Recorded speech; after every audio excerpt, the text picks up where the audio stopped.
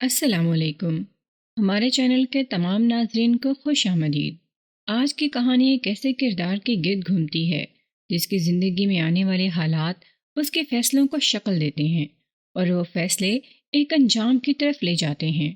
یہ تحریر حسام بٹ صاحب کی ہے اور اس کہانی کا مرکزی کردار ملک صفدر حیات صاحب ہیں، جن کے تجربات اور مشاہدات اس کہانی کی بنیاد بنتے ہیں۔ یہ محض واقعات کا سلسلہ نہیں بلکہ انسان کی سوچ، اس کی کمزوریوں اور اس کے انتخاب کی عکاسی ہے۔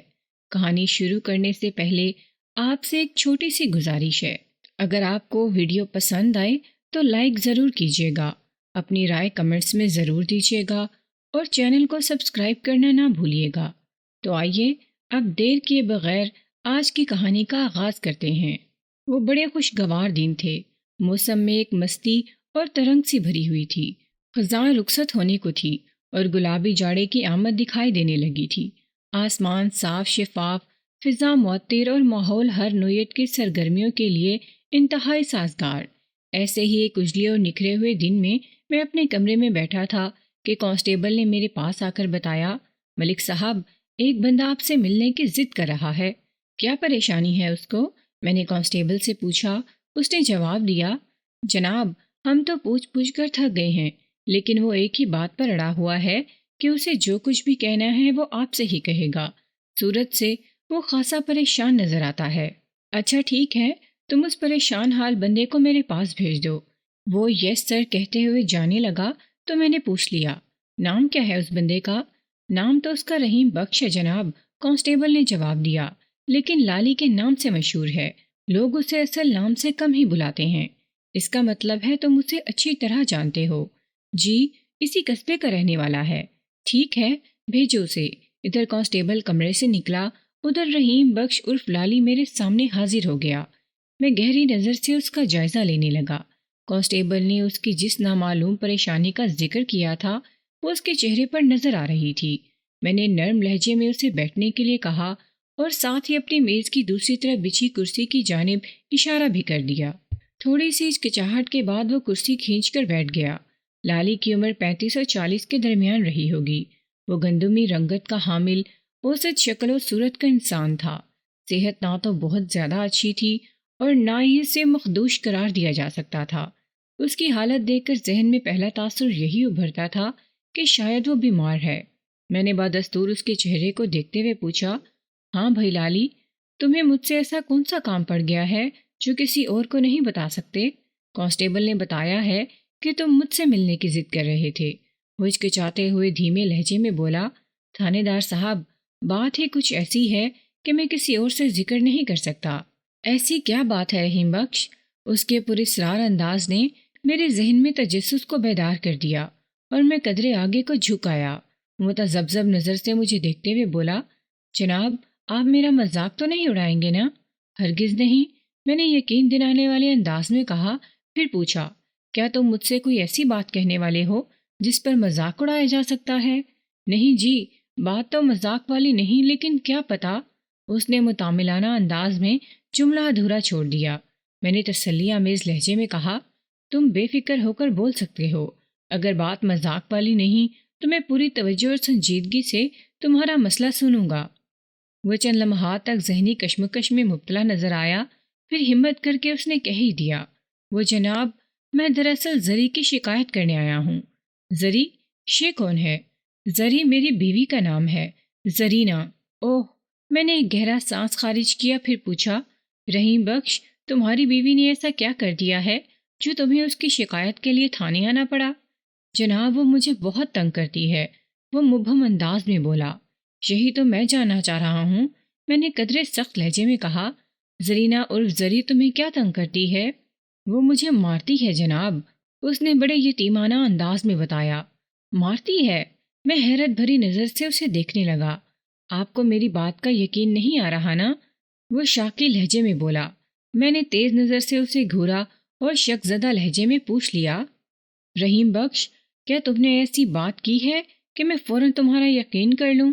کیا زرینہ اتنی طاقتور ہے کہ تم اس کے ہاتھوں بآسانی پٹ جاتے ہو؟ تم بڑی انوکھی اور عجیب سی شکایت لے کر آئے ہو میرے پاس اور بضد ہو کہ میں تمہاری بات کا یقین بھی کر لوں ہیں؟ جناب، وہ منت ریز لہجے میں بولا، یہ بات انوکھی اور عجیب ضرور ہے، لیکن میں بڑی سے بڑی قسم کھا کر آپ کو یقین دلا سکتا ہوں کہ میں نے آپ سے ذرا بھی جھوٹ نہیں بولا۔ وہ واقعی میری پٹائی کرتی ہے اور تم بڑی شرافت سے مار کھا لیتے ہو۔ میں نے قدرے سخت لہجے میں استفسار کیا۔ جناب یقین کریں، میں اس کے سامنے بے بس ہو جاتا ہوں۔ ٹھیک ہے، میں نے اس کے معاملے کو سمجھنے کی کوشش کرتے ہوئے کہا، میں مان لیتا ہوں وہ زبردست ہے، تم پر کسی وجہ سے حاوی ہے، تم اس کے سامنے کچھ نہیں کر سکتے، وہ تمہاری پٹائی کرتی ہے اور تم خاموشی سے پٹ بھی جاتے ہو۔ لیکن مجھے ایک بات بتاؤ۔ میں سانس لینے کے لیے متوقف ہوا تو وہ سوالیہ نظر سے مجھے دیکھنے لگا، تاہم اس نے کچھ پوچھنے کی زحمت نہ کی۔ میں نے پوچھا، ذرا سوچ کر بتاؤ، کیا تمہاری بیوی کوئی پاگل عورت ہے؟ نہیں جناب، ایسی تو کوئی بات نہیں۔ اس نے حیرت سے میری طرف دیکھا۔ کیا اس پر کوئی جن وغیرہ آتا ہے؟ نہیں جی، یہ جن بھوت والا معاملہ بھی نہیں جناب، اس کا دماغ درست ہے اور جن وغیرہ والی بھی کوئی بات نہیں ہے۔ تو پھر یہ کہا جا سکتا ہے کہ وہ جو کچھ کرتی ہے اس کا کوئی نہ کوئی سبب ضرور ہوگا۔ میں نے اس کی آنکھوں میں دیکھتے ہوئے کہا، یقیناً تم مجھ سے کچھ نہ کچھ چھپانے کی کوشش کر رہے ہو۔ وہ چند لمحات تک متذبذب نظر سے مجھے دیکھتا رہا، پھر قدرے مجبور لہجے میں بولا، تھانے دار صاحب، میں نے آپ سے کچھ بھی نہیں چھپایا، آپ میری بات کا یقین کریں، وہ بیٹھے بٹھائے خواہ خواہی لڑائی شروع کر دیتی ہے۔ زبان کلامی میں تو میں اس کا مقابلہ کرتا ہوں، لیکن جب وہ ہاتھ پاؤں چلاتی ہے تو اس کے آگے میری پیش نہیں جاتی اور وہ مجھے سوتی کپڑے کی طرح دھو ڈالتی ہے۔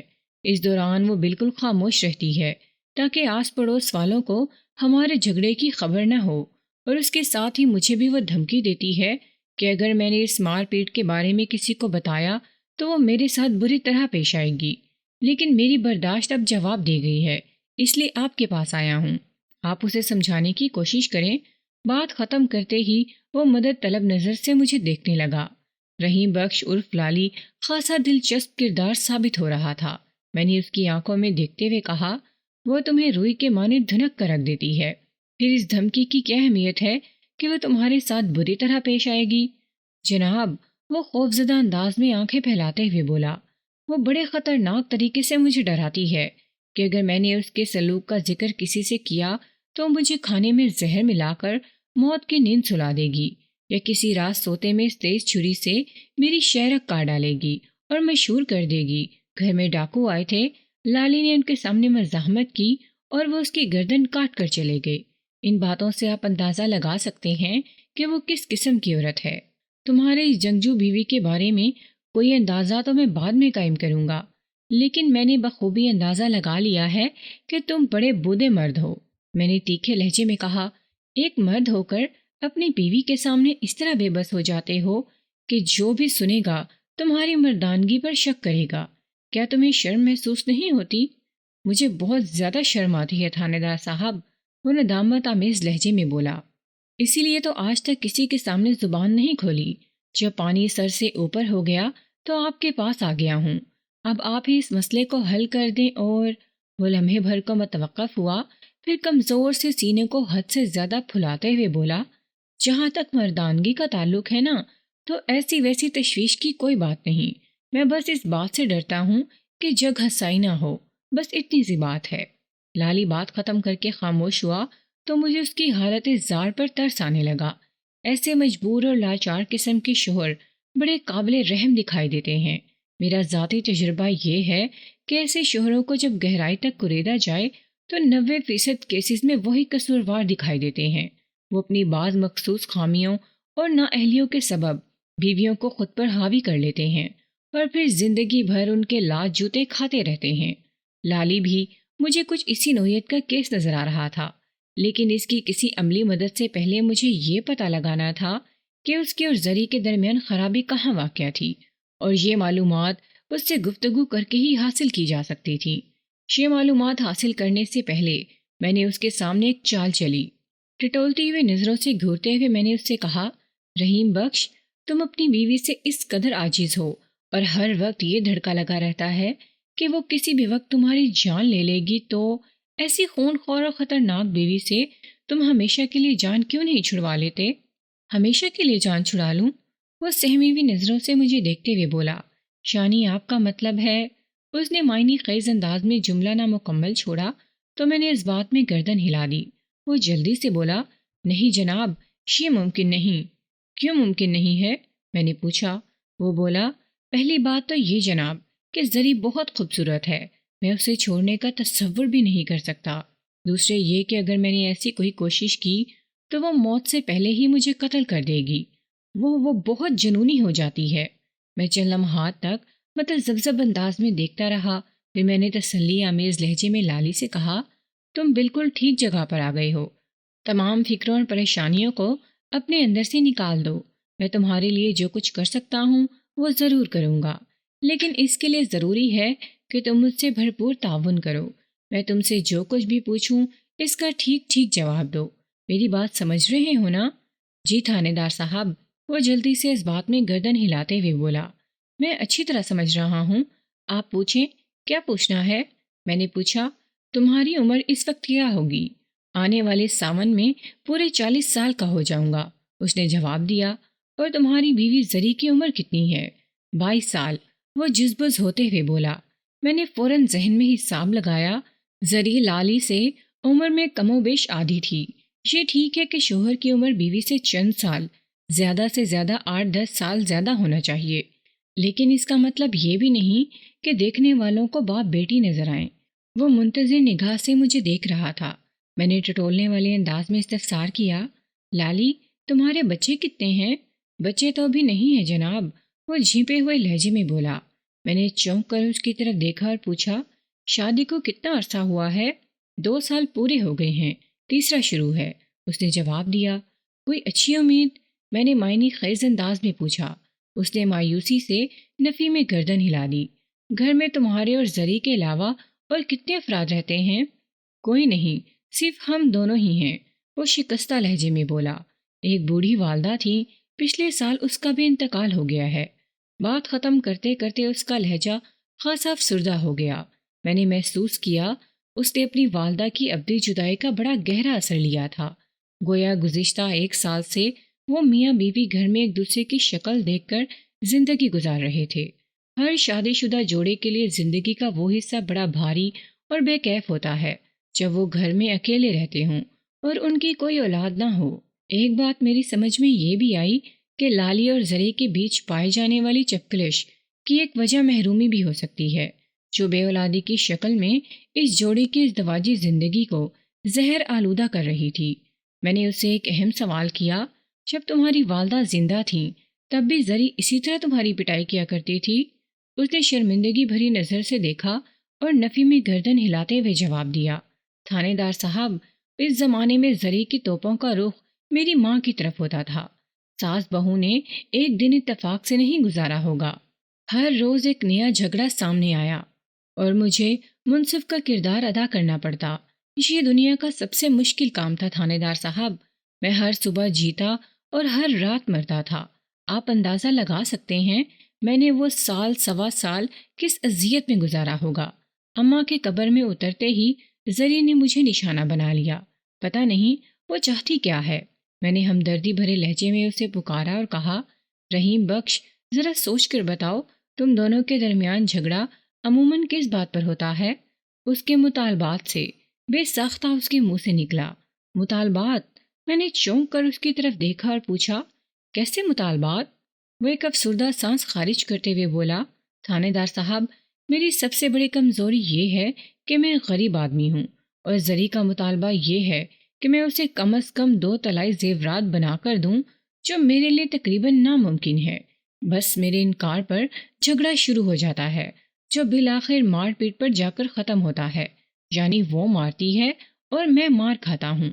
لالی کی اس وضاحت سے مجھے یہ اندازہ قائم کرنے میں ذرا بھی دقت محسوس نہیں ہوئی کہ وہ بزدل ہونے کے ساتھ ساتھ ایک احمق انسان بھی ہے۔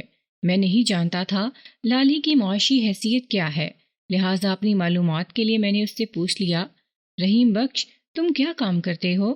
جی میں برتنوں کے کارخانے میں کام کرتا ہوں، اس نے بتایا۔ ادھر جی ٹی روڈ کے کنارے مٹی کے برتنوں کا ایک کارخانہ ہے، میں پاک ٹری میں چاک مشین چلاتا ہوں۔ سارا دن مٹی کے گولوں سے کھیلتے کھیلتے میں مٹی کا مادھو بن گیا ہوں جناب، مجھے بروقت مذاق سوجا اور پھر مجھے اپنی زبان پر اختیار نہ رہا۔ میں نے قدرے سخت لہجے میں اس سے کہا، رحیم بخش، تم مٹی کے گولوں سے کھیلتے کھیلتے نہیں بلکہ بیوی کی مار کھا کھا کر مادو بن گئے ہو۔ وہ نگاہ چرا کر جھیپے ہوئے انداز میں دوسری طرف دیکھنے لگا۔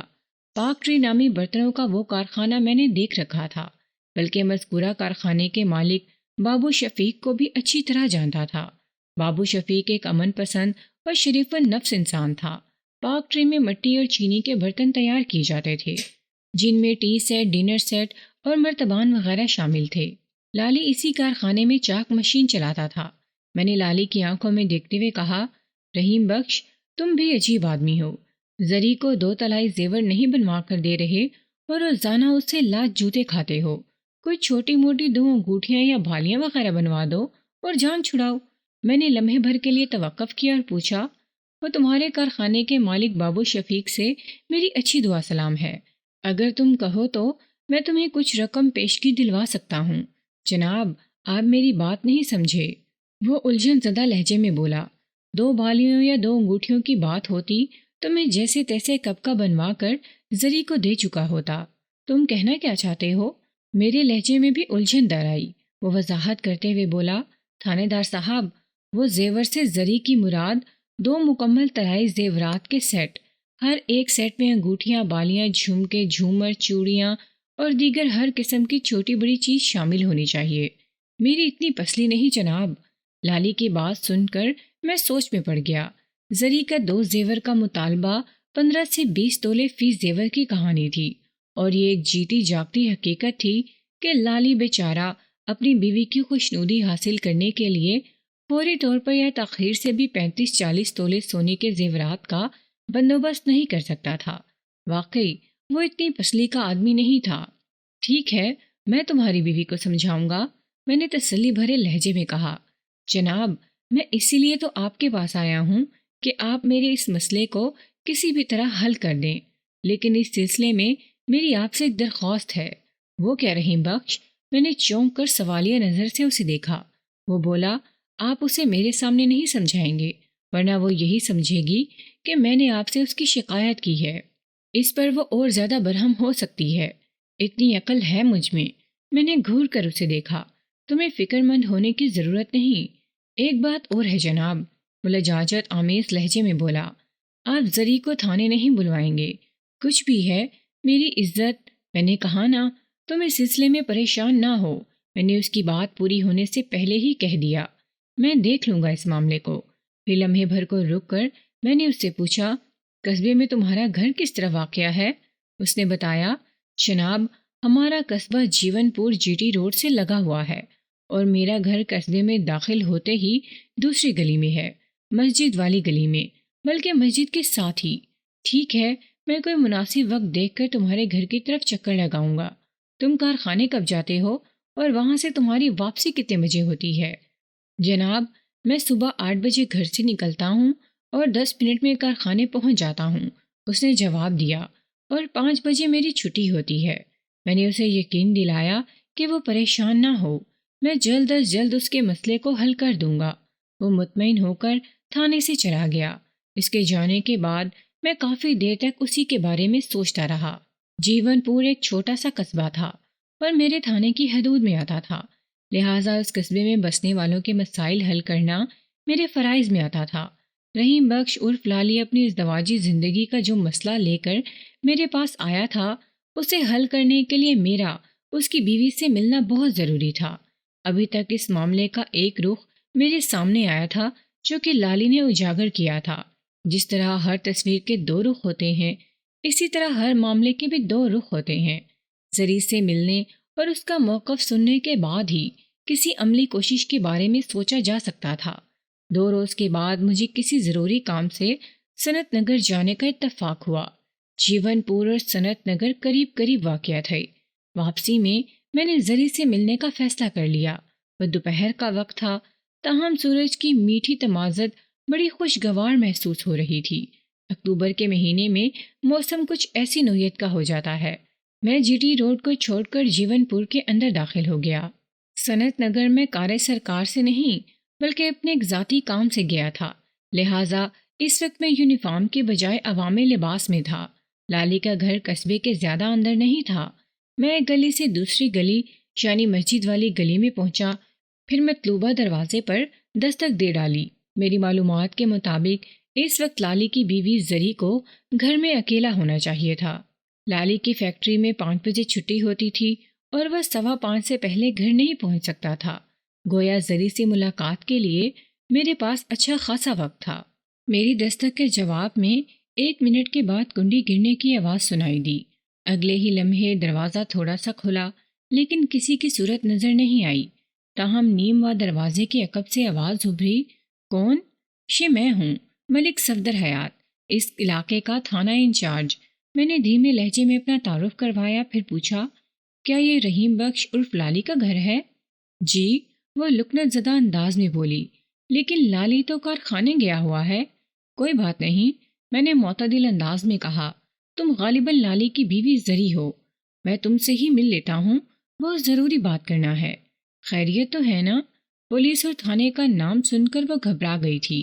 آپ کون سے ضروری بات کرنے آئے ہیں؟ بات چونکہ ضروری ہے اس لیے گلی میں کھڑے کھڑے نہیں کی جا سکتی، میں نے گہری سنجیدگی سے کہا۔ تمہارے گھر میں کوئی بیٹھنے کی جگہ نہیں ہے؟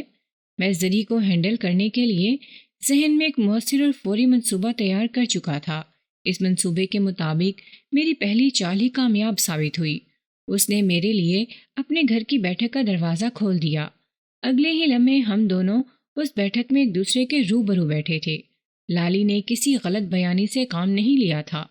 زری خوبصورت ہی نہیں بلکہ بے حد پرکشش اور دلکش بھی تھی۔ لالی نے اس کی عمر 22 سال بتائی تھی۔ وہ کم و بیش اسی عمر کی تھی۔ میں زری کے حسن و خوبصورتی کی تفصیل میں نہیں جاؤں گا، بس اتنا کہہ دینا ہی کافی ہے کہ وہ دونوں میاں بیوی کسی بھی زاویے سے ایک دوسرے سے میچ نہیں کرتے تھے۔ پتہ نہیں زری نے کیا سوچ کر اس رشتے کے لیے آمادگی ظاہر کی ہوگی۔ مجھے تو یہ زور زبردستی کی شادی نظر آتی تھی۔ زری بھرے بھرے بدن کی مالک ایک خوبرو عورت تھی۔ میں نے پلک جھپکتے میں اس کے سراپا کا تنقیدی جائزہ لے لیا تھا۔ وہ لمحے بھر کے لیے سوالیہ نظر سے مجھے دیکھتی رہی، پھر پوچھا، جی تھانے دار صاحب، اب بتائیں آپ کون سی ضروری بات کرنا چاہتے ہیں؟ میں نے گہری ٹٹولتی ہوئی نظر سے اس کی آنکھوں میں دیکھا اور سوچے سمجھے منصوبے کے تحت شک زدہ انداز میں کہا، کیا تم واقعی لالی کی بیوی ہو؟ ہاں، میں زری ہی ہوں۔ وہ حیرت سے مجھے دیکھتے ہوئے بولی، آپ کو یقین کیوں نہیں آ رہا؟ دراصل میں لالی کو کئی مرتبہ دیکھ چکا ہوں، میں نے بات بناتے ہوئے کہا۔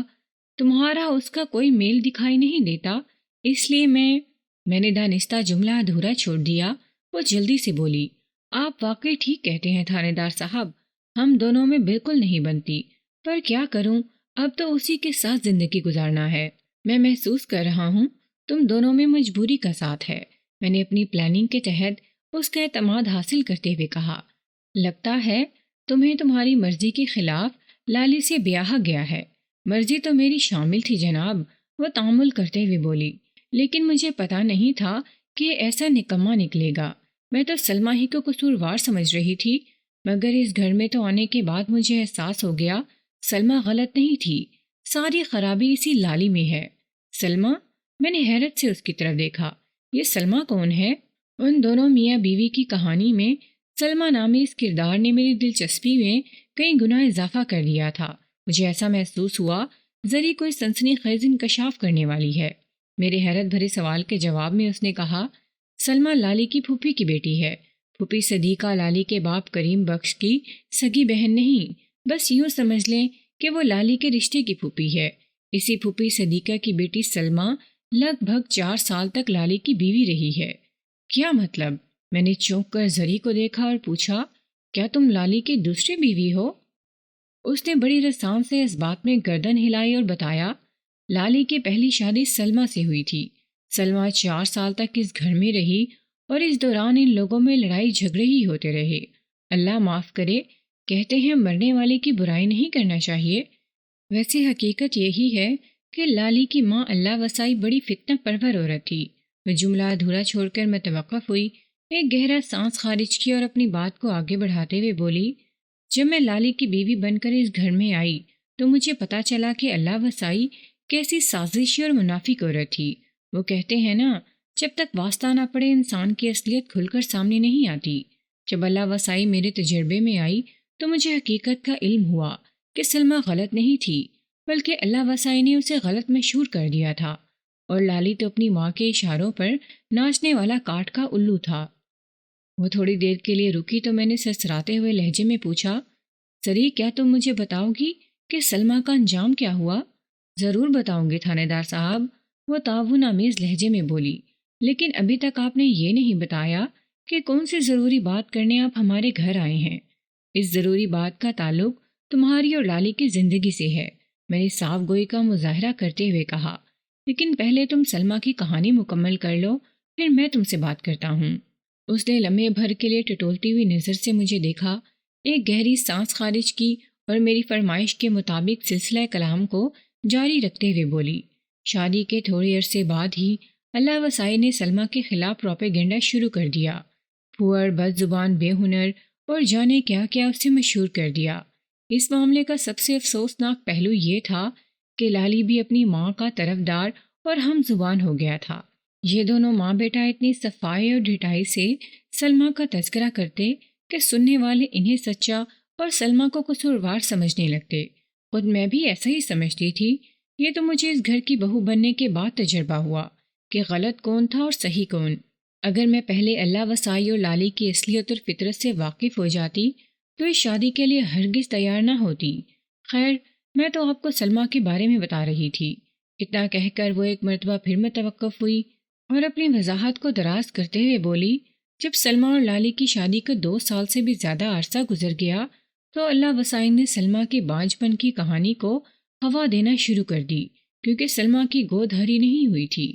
اس بھیانک سازش میں اللہ وسائی نے غفور نامی ایک دانی کو بھی اپنے ساتھ ملا لیا، جس نے سلمہ کا اندرونی اور بیرونی معائنہ کر کے یہ فتویٰ صادر کر دیا کہ وہ ایک بانجھ عورت ہے جو کبھی ماں نہیں بن سکتی۔ اس کے بعد تو اللہ وسائی کی لگائی بھجائی اور دہائی میں کئی گنا اضافہ ہو گیا۔ وہ ہر جگہ یہ کہتی پھرتی تھی کہ اسے پوتے پوتیاں کھلانے کا بڑا ارمان ہے، لیکن افسوس کہ سلمہ کے بطن سے اس کی خواہش پوری نہیں ہو سکتی۔ ڈھکے چھپے الفاظ میں وہ بعض لوگوں کو یہ جتلا بھی چکی تھی کہ اگر 1-2 سال تک سلمہ کے بچہ نہیں ہوا تو اپنے لالی کی دوسری شادی کروائے گی۔ یہ ساری سازشانہ باتیں کسی نہ کسی طرح سلمہ کے کان تک بھی پہنچ رہی تھیں۔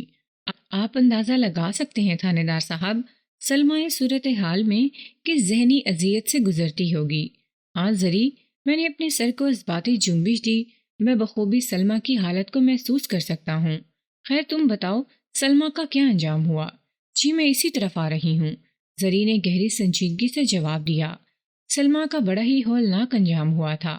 اللہ وسائی نے منمانی کر دکھائی تھی۔ ساس بہو میں ہر گزرتے دن کے ساتھ جھگڑا بڑھتا چلا گیا، اور اس جھگڑے میں لالی ہمیشہ اپنی ماں کا ساتھ دے رہا تھا۔ بالآخر شادی کے 4 سال بعد لالی نے سلمہ کو طلاق دے دی۔ دیگر چھوٹے بڑے الزامات کے علاوہ سلمہ کے دامن پر سب سے بڑا الزام یہ لگایا کہ وہ بانجھ ہے۔ طلاق کے بعد صرف 2 ماہ تک سلمہ زندہ رہی۔ اسے کوئی بہت ہی گہرا روگ لگ گیا تھا۔ اس نے چپ سادھ لی تھی۔ روز بروز وہ اندر ہی اندر گھلتی چلی گئی۔ صرف 2 ماہ کے عرصے میں وہ ایسی ہو گئی کہ پہچانی نہیں جاتی تھی۔ رنگ ہلدی کی طرح، گال پچکے ہوئے، آنکھیں اندر کو دھسی ہوئی اور بدن ہڈیوں کا پنجر۔ پھر ایک روز وہ زندگی سے روٹھ کر موت کی وادی میں چلی گئی۔ زری نے اپنا بیان ختم کیا تو میں حیرت بھری نظروں سے اسے دیکھتا چلا گیا۔ وہ خاصی سنجیدہ اور گمبھیر نظر آ رہی تھی۔ چند لمحات کی خاموشی کے بعد میں نے اس سے پوچھا، زری، اس سب کے باوجود بھی تم لالی سے شادی پر تیار ہو گئیں، کیوں؟ وہ خیالوں میں گم ہو گئی۔ چند لمحات کے سکوت کے بعد اس نے جواب دیا، تھانے دار صاحب، میں نے آپ کو بتایا ہے نا، اس تلخ حقیقت کا مجھے بہت بعد میں پتہ چلا تھا۔ اس وقت تک میری شادی ہو چکی تھی۔ شادی سے پہلے اکثر لوگوں کی طرح میں بھی سلمہ کو قصوروار سمجھتی تھی۔ آپ میری بات کو سمجھنے کی کوشش کریں۔ آخری جملہ اس نے بڑے بے بس اور لجاجت بھرے انداز میں کہا تھا۔ میں نے اپنے سر کو بڑی معنی خیز انداز میں اس باتیں جنبش دی اور ٹھہرے ہوئے لہجے میں کہا، میں بڑی اچھی طرح تمہاری بات سمجھ گیا ہوں، اور میں جس مقصد کے لیے یہاں آیا تھا وہ مقصد تقریباً پورا ہو گیا۔ جی کون سا مقصد؟ اس نے اضطراری لہجے میں استفسار کیا۔ میں نے رحیم بخش عرف لالی کا نام ظاہر کیے بغیر کہا، مجھے باخبر ذرائع سے پتہ چلا تھا تم میاں بیوی آپس میں بہت لڑائی جھگڑا کرتے ہو۔ آج میرا ادھر سے گزر ہوا تو میں نے سوچا کہ تم سے بات کر لوں۔ لالی تو گھر میں موجود نہیں، اس لیے میں تم سے بات کرنے کو رک گیا، لیکن میں نے ڈرامائی انداز میں دانستہ جملہ نامکمل چھوڑا، پھر لمحاتی توقف کے بعد اضافہ کرتے ہوئے کہا، لیکن تم نے اللہ وسائل لالی اور سلمہ کی جو کہانی سنائی ہے، اس کی روشنی میں تم دونوں کے جھگڑے کی وجہ صاف نظر آ گئی ہے۔ اللہ وسائی تو پچھلے سال گزر گئی، لیکن یہ نامعقول لالی تو ہے۔ مجھے امید ہے یہ تمہیں بھی تانے مارتا ہوگا۔ تمہاری شادی کو بھی 2 سال سے زیادہ کا عرصہ ہو گیا ہے، اور میری معلومات کے مطابق ابھی تک تمہاری کوئی اولاد بھی نہیں ہوئی۔ میں ٹھیک کہہ رہا ہوں نا؟ میں نے اس کے دل کا حال اور صورتحال کی حقیقت جاننے کے لیے یہ چال چلی تھی۔ لالی کو نامعقول کہتے ہوئے میں نے زری کی طرفداری کی اور ہمدردی کی بات کی تھی۔ میری اس حکمت عملی کا خاطر خواہ نتیجہ برآمد ہوا۔ وہ چوکنا نظروں سے مجھے دیکھتے ہوئے تشویش بھرے لہجے میں پوچھنے لگی، آپ کو یہ بات کس نے بتائی ہے کہ ہم میاں بیوی میں جھگڑا ہوتا رہتا ہے؟ کیا لالی نے اس سلسلے میں کوئی بات کی ہے؟ نہ لالی نے اور نہ ہی کسی اور نے، میں نے اس کی آنکھوں میں دیکھتے ہوئے مبہم انداز میں کہا۔ میں نے بتایا نا، مجھے باخبر ذرائع سے تم دونوں کے جھگڑے کے بارے میں معلوم ہوا ہے۔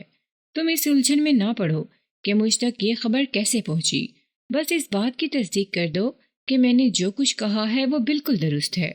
بالکل درست تو نہیں، البتہ کسی حد تک ٹھیک ہے، وہ گہری سنجیدگی سے بولی۔ میں سمجھا نہیں، تھوڑی وضاحت کرو، میں نے ٹھہرے ہوئے لہجے میں کہا۔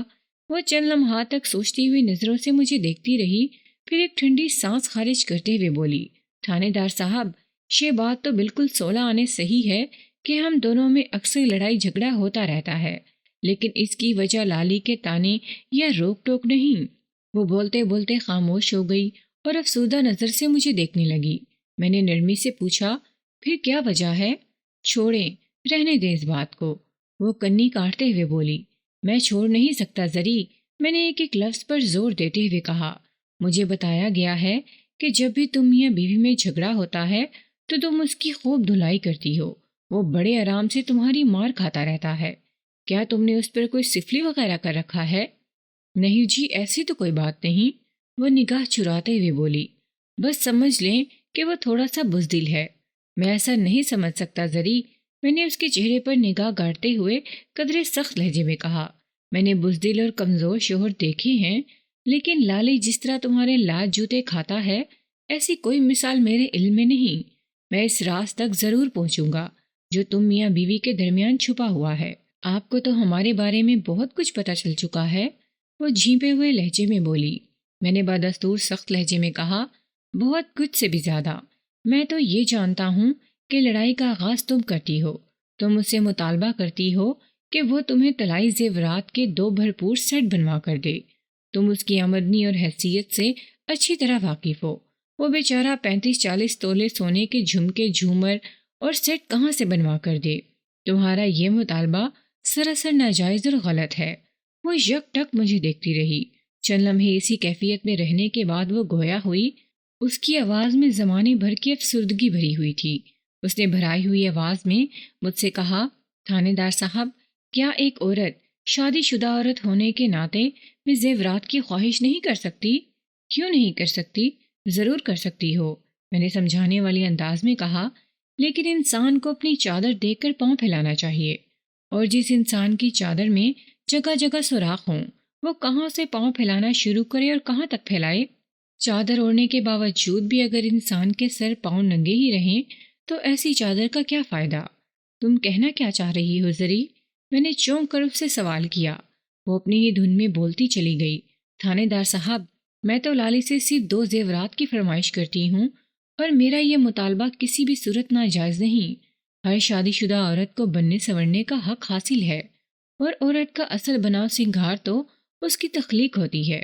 میں بھی اپنے سنار سے صرف 2 زیورات مانگتی ہوں، لیکن اس کی ذات تو مٹی مٹی ہے۔ وہ اپنی مٹی سے کھوکھلے اور بے جان برتن تو تیار کر سکتا ہے، لیکن میری آرائش اور زیبائش کے لیے 2 طلائی زیور فراہم کرنے سے قاصر ہے۔ سلمہ پر بانجھ ہونے کا الزام سراسر غلط تھا۔ ایک بے برگ و بے ثمر سوکھا پیڑ کسی کو فیض نہیں پہنچا سکتا، اسی لیے حالات اور واقعات ہر لمحہ اس پر لات جوتے برساتے رہتے ہیں۔ بات ختم کرتے ہی اس نے گردن جھکا لی اور دبے دبے سسکیوں میں رونے لگی۔ میں نے اس کے اس عمل میں رکاوٹ بننے کی کوشش نہیں کی۔ اگر وہ سچی تھی تو یہ رونا اس کے حق میں بہتر تھا۔ پتہ نہیں کب سے آنسوؤں کو اس نے سینے میں روک رکھا تھا۔ اس کھارے پانی نے اس کے دل و جگر پر آبلے ڈال دیے ہوں گے۔ اس کی روح تک میں اذیت کا ناسور اتر چکا ہوگا۔ اس نے بڑے خوبصورت الفاظ میں اپنا دکھ مجھ تک پہنچا دیا تھا۔ میں نے جس پکے ہوئے زخم کا منہ نوچ ڈالا تھا اس کا سارا مواد خارج ہو گیا۔ طوفان گزرا تو انعام میں اسے خاموشی اور سناٹا دے گیا۔ وہ میرے سامنے سر جھکائے چپ چاپ ساکت بیٹھی رہی۔ انسان کی زبان بولنے کے لیے بےتاب رہتی ہے، اور جب انسان اپنے کہہ گزرتا ہے تو گوشت کے اس لوتھڑے کو بھی قرار آ جاتا ہے۔ زری کے چند الفاظ میں حالات کا ایک جہان معنی کھول کر میرے سامنے رکھ دیا تھا، جس کے بعد کچھ پوچھنے اور بتانے کی کوئی گنجائش تھی اور نہ ہی ضرورت۔ میں اٹھ کھڑا ہوا اور یہ کہتے ہوئے اس کے گھر سے نکل آیا، زری تم فکر نہ کرو، اللہ نے چاہا تو سب ٹھیک ہو جائے گا۔ یہ جاننا خاصا مشکل ہے کہ اللہ کیا چاہتا ہے۔ زری کے تاثیر بھرے الفاظ سے جو حقیقت مجھ تک پہنچی تھی، اس نے لالی کے لیے میرے دل و دماغ کو غصے سے بھر دیا تھا۔ وہ کاغذی شیر میرے سامنے بڑے بڑے دعوے کر گیا تھا، لیکن زری کی ایک ہی بوچھاڑ نے اس کاغذی شیر کو بھگو کر زمین پر چپکنے سے مجبور کر دیا تھا۔ میں نے اسی لمحے فیصلہ کر لیا کہ اسے تھانے بلواؤں گا اور اس کے ساتھ وہی سلوک کروں گا جس کا وہ مستحق تھا۔ آئندہ 2-3 روز تک تھانے میں کچھ اس قسم کی ہنگامی مصروفیات رہیں کہ لالی جیسا نامعقول آدمی میرے ذہن میں ٹھہر نہ سکا۔ 2 زمیندار خاندانوں میں دیرینہ دشمنی کی چنگاری کو ایک معمولی سے واقعے نے ہوا دے کر شعلے کا روپ عطا کر دیا تھا۔ دونوں خاندانوں میں ایک رات خونی ٹکراؤ ہوا اور دونوں جانب سے مجموعی طور پر 11 افراد ہلاک اور نصف درجن شدید زخمی ہوئے تھے۔ میں اس واقعے کو نپٹانے میں بے حد مصروف رہا، لہٰذا لالی کی جانب میرا دھیان ہی نہیں گیا۔ آئندہ کبھی اس خون ریز واقعے کی داستان قارئین کی خدمت میں پیش کروں گا۔ یہ اس واقعے کے 5 یا 6 دن بعد کا ذکر ہے۔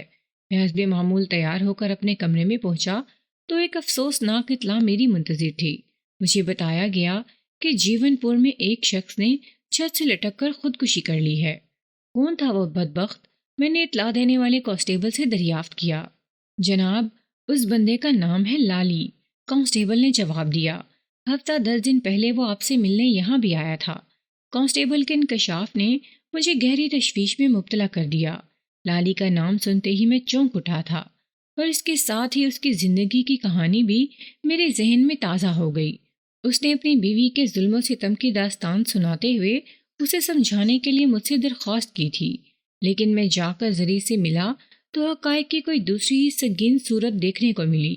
بہرحال اس واقعے پر زری ہی روشنی ڈال سکتی تھی۔ میں نے اپنے ساتھ ASI جمال الدین کو لیا اور فوراً موضع جیون پور پہنچ گیا۔ لالی کے گھر چند روز پہلے میں آ چکا تھا، لہٰذا وہاں تک رسائی حاصل کرنے میں مجھے کسی دقت کا سامنا نہ ہوا۔ گھر کے باہر درجن بھر محلے دار اکٹھا تھے۔ ہم انہیں ایک طرف ہٹاتے ہوئے گھر کے اندر داخل ہو گئے۔ مذکورہ مکان 2 کمروں، ایک بیٹھک اور وسیع و عریض صحن پر مشتمل تھا۔ میں پہلے جب یہاں آیا تھا تو زری کے ساتھ بیٹھک میں بات چیت کی تھی۔ مکان کے دونوں کمرے پچھلے حصے میں واقع تھے۔ ان کے آگے عرض کے رخ برآمدہ تھا اور اس کے بعد کشادہ صحن آیا تھا۔ بیٹھک نامی کمرہ گھر کے ابتدائی حصے میں تھا۔ میں زری کے رہنمائی میں اس کمرے میں پہنچ گیا جہاں واقعہ پیش آیا تھا۔ جب تک لالی کی ماں اللہ وسائی زندہ تھی، یہ کمرہ اس کے تصرف میں تھا۔ برابر والے کمرے میں لالی اپنی بیوی کے ساتھ رہتا تھا۔ میں نے کمرے میں داخل ہو کر لالی کی لاش کا بغور جائزہ لیا۔ کمرے کی چھت میں شہتیر کے ساتھ بندھا ہوا ایک رسا نیچے لٹک رہا تھا، جس کے دوسرے سرے پر بنے ہوئے پھندے میں لالی کی گردن پھنسی ہوئی تھی۔ پھندا لگنے کے باعث اس کی آنکھیں باہر ابل آئی تھیں اور گردن اپنے معمول کے سائز سے کچھ لمبی ہو گئی تھی۔ لالی کی پھانسی لگی لاش بڑی بے سر و سامانی سے جھول رہی تھی۔ میں اس کے معلق پاؤں کے نیچے دکھائی دینے والے منظر کا جائزہ لیا۔ پاؤں سے قریباً 1.5 فٹ نیچے ایک چوبی میز رکھی نظر آ رہی تھی۔ مذکورہ میز کے پہلو میں کمرے کے فرش پر ایک کرسی الٹی پڑی تھی۔ مجھے اندازہ قائم کرنے میں کوئی دقت پیش نہ آئی کہ لالی نے اپنے مشن کی تکمیل کے لیے چوبی میز پر اس کرسی کو رکھا ہوگا، پھر کرسی پر چڑھ کر اس نے پھانسی کا پھندا اپنی گردن میں ڈال لیا ہوگا، وہ پھندا جو اس نے پہلے شتیر کے ساتھ باندھ کر نیچے لٹکا لیا تھا۔ اس کے بعد کا مرحلہ بیک وقت بڑا جاں غسل اور آسان ہوتا ہے۔ آسان ان معنوں میں کہ گردن میں سانس کا پھندا لگ کر موت واقع ہو جاتی ہے، اور اس طرح کسی بھی شے کو ٹھوکر لگانا ہوتی ہے جس پر کھڑے ہو کر جان گنوانے کا عزم کیا ہو۔ لالی نے بھی کرسی کو پاؤں کی ٹھوکر سے ہٹا کر خود کو موت کے حوالے کر دیا تھا۔ میں نے آئندہ آدھے گھنٹے میں جائے واردات کا مکمل نقشہ تیار کیا اور لالی کے نیش کو پوسٹ مارٹم کے لیے سرکاری ہسپتال روانہ کر دیا۔ ASI جمال الدین نیش کے ساتھ ہی ہسپتال چلا گیا تھا۔ موقع کی ضروری کارروائی سے نمٹنے کے بعد لوگوں کے بیانات کی باری تھی، لیکن میں کسی محلے دار یا پڑوسی کو اس سلسلے میں آزمائش میں ڈالنے کی کوشش نہیں کی اور صرف زری کو لے کے بیٹھک میں بیٹھ گیا۔ باقی تمام افراد کو میں نے گھر سے باہر نکال دیا۔ اس واقعے کے بارے میں زری جو مدد کر سکتی تھی اور کسی کے بس کی بات نہیں تھی۔ میں نے پہلے تو زری سے لالی کی حسرت ناک موت پر دلی ہمدردی اور اپنے دکھ کا اظہار کیا۔ یہ رسم زمانے بھی تھی اور موقع کی ضرورت بھی۔ وہ بڑی ہی ویران نظر سے مجھے دیکھتی رہی۔ میں اس کی جذباتی کیفیت کو کوئی واضح نام نہ دے سکا۔ نہ تو یہ کہا جا سکتا تھا کہ لالی کی موت پر بے حد غمزدہ ہے، اور نہ ہی یہ کہنا ممکن تھا کہ اسے اس واقعے سے کوئی خوشی حاصل ہوئی ہے۔ وہ ایک عجیب سے سناٹے میں گرفتار دکھائی دیتی تھی، جیسے اس کی سمجھ میں نہ آ رہا ہو کہ آخر یہ ہوا کیا ہے۔ زری، مجھے اس واقعے کا دلی افسوس ہے، میں نے گمبھیر لہجے میں کہا۔ تمہارے خیال میں یہ سب کیسے ہوا؟ میں کچھ نہیں جانتی، وہ نحیف سی آواز میں بولی۔ کوئی بھی شخص خواہ اپنی جان سے نہیں کھیلتا، میں نے ٹھہرے ہوئے لہجے میں کہا۔ اس کے پیچھے کوئی نہ کوئی اہم بات ہوتی ہے۔ لالی نے اگر گلے میں پھندا ڈال کر جان دی ہے تو اس کا کوئی فوری محرک بھی ضرور ہوگا، اور اس بارے میں صرف تم ہی مجھے بتا سکتی ہو۔ اس نے کوئی جواب نہیں دیا، گردن جھکا کر گود میں رکھے ہوئے اپنے ہاتھوں سے کھیلنے لگی۔ اس وقت وہ مجھے جذباتی کیفیت میں گرفتار کسی تذبذب میں مبتلا نظر آئی۔ مجھے یوں محسوس ہوا جیسے وہ کچھ کہنا چاہ رہی ہو، مجھے کچھ بتانا چاہ رہی ہو، لیکن الفاظ زبان تک پہنچنے سے پہلے ہی توانائی سے خالی ہو جاتے ہوں اور وہ الجھ کر پھر سوچنے لگتی ہو۔ میں نے ہمدردی بھرے لہجے میں اسے پکارا، زری، لالی تو چلا گیا، اسے واپس نہیں لایا جا سکتا۔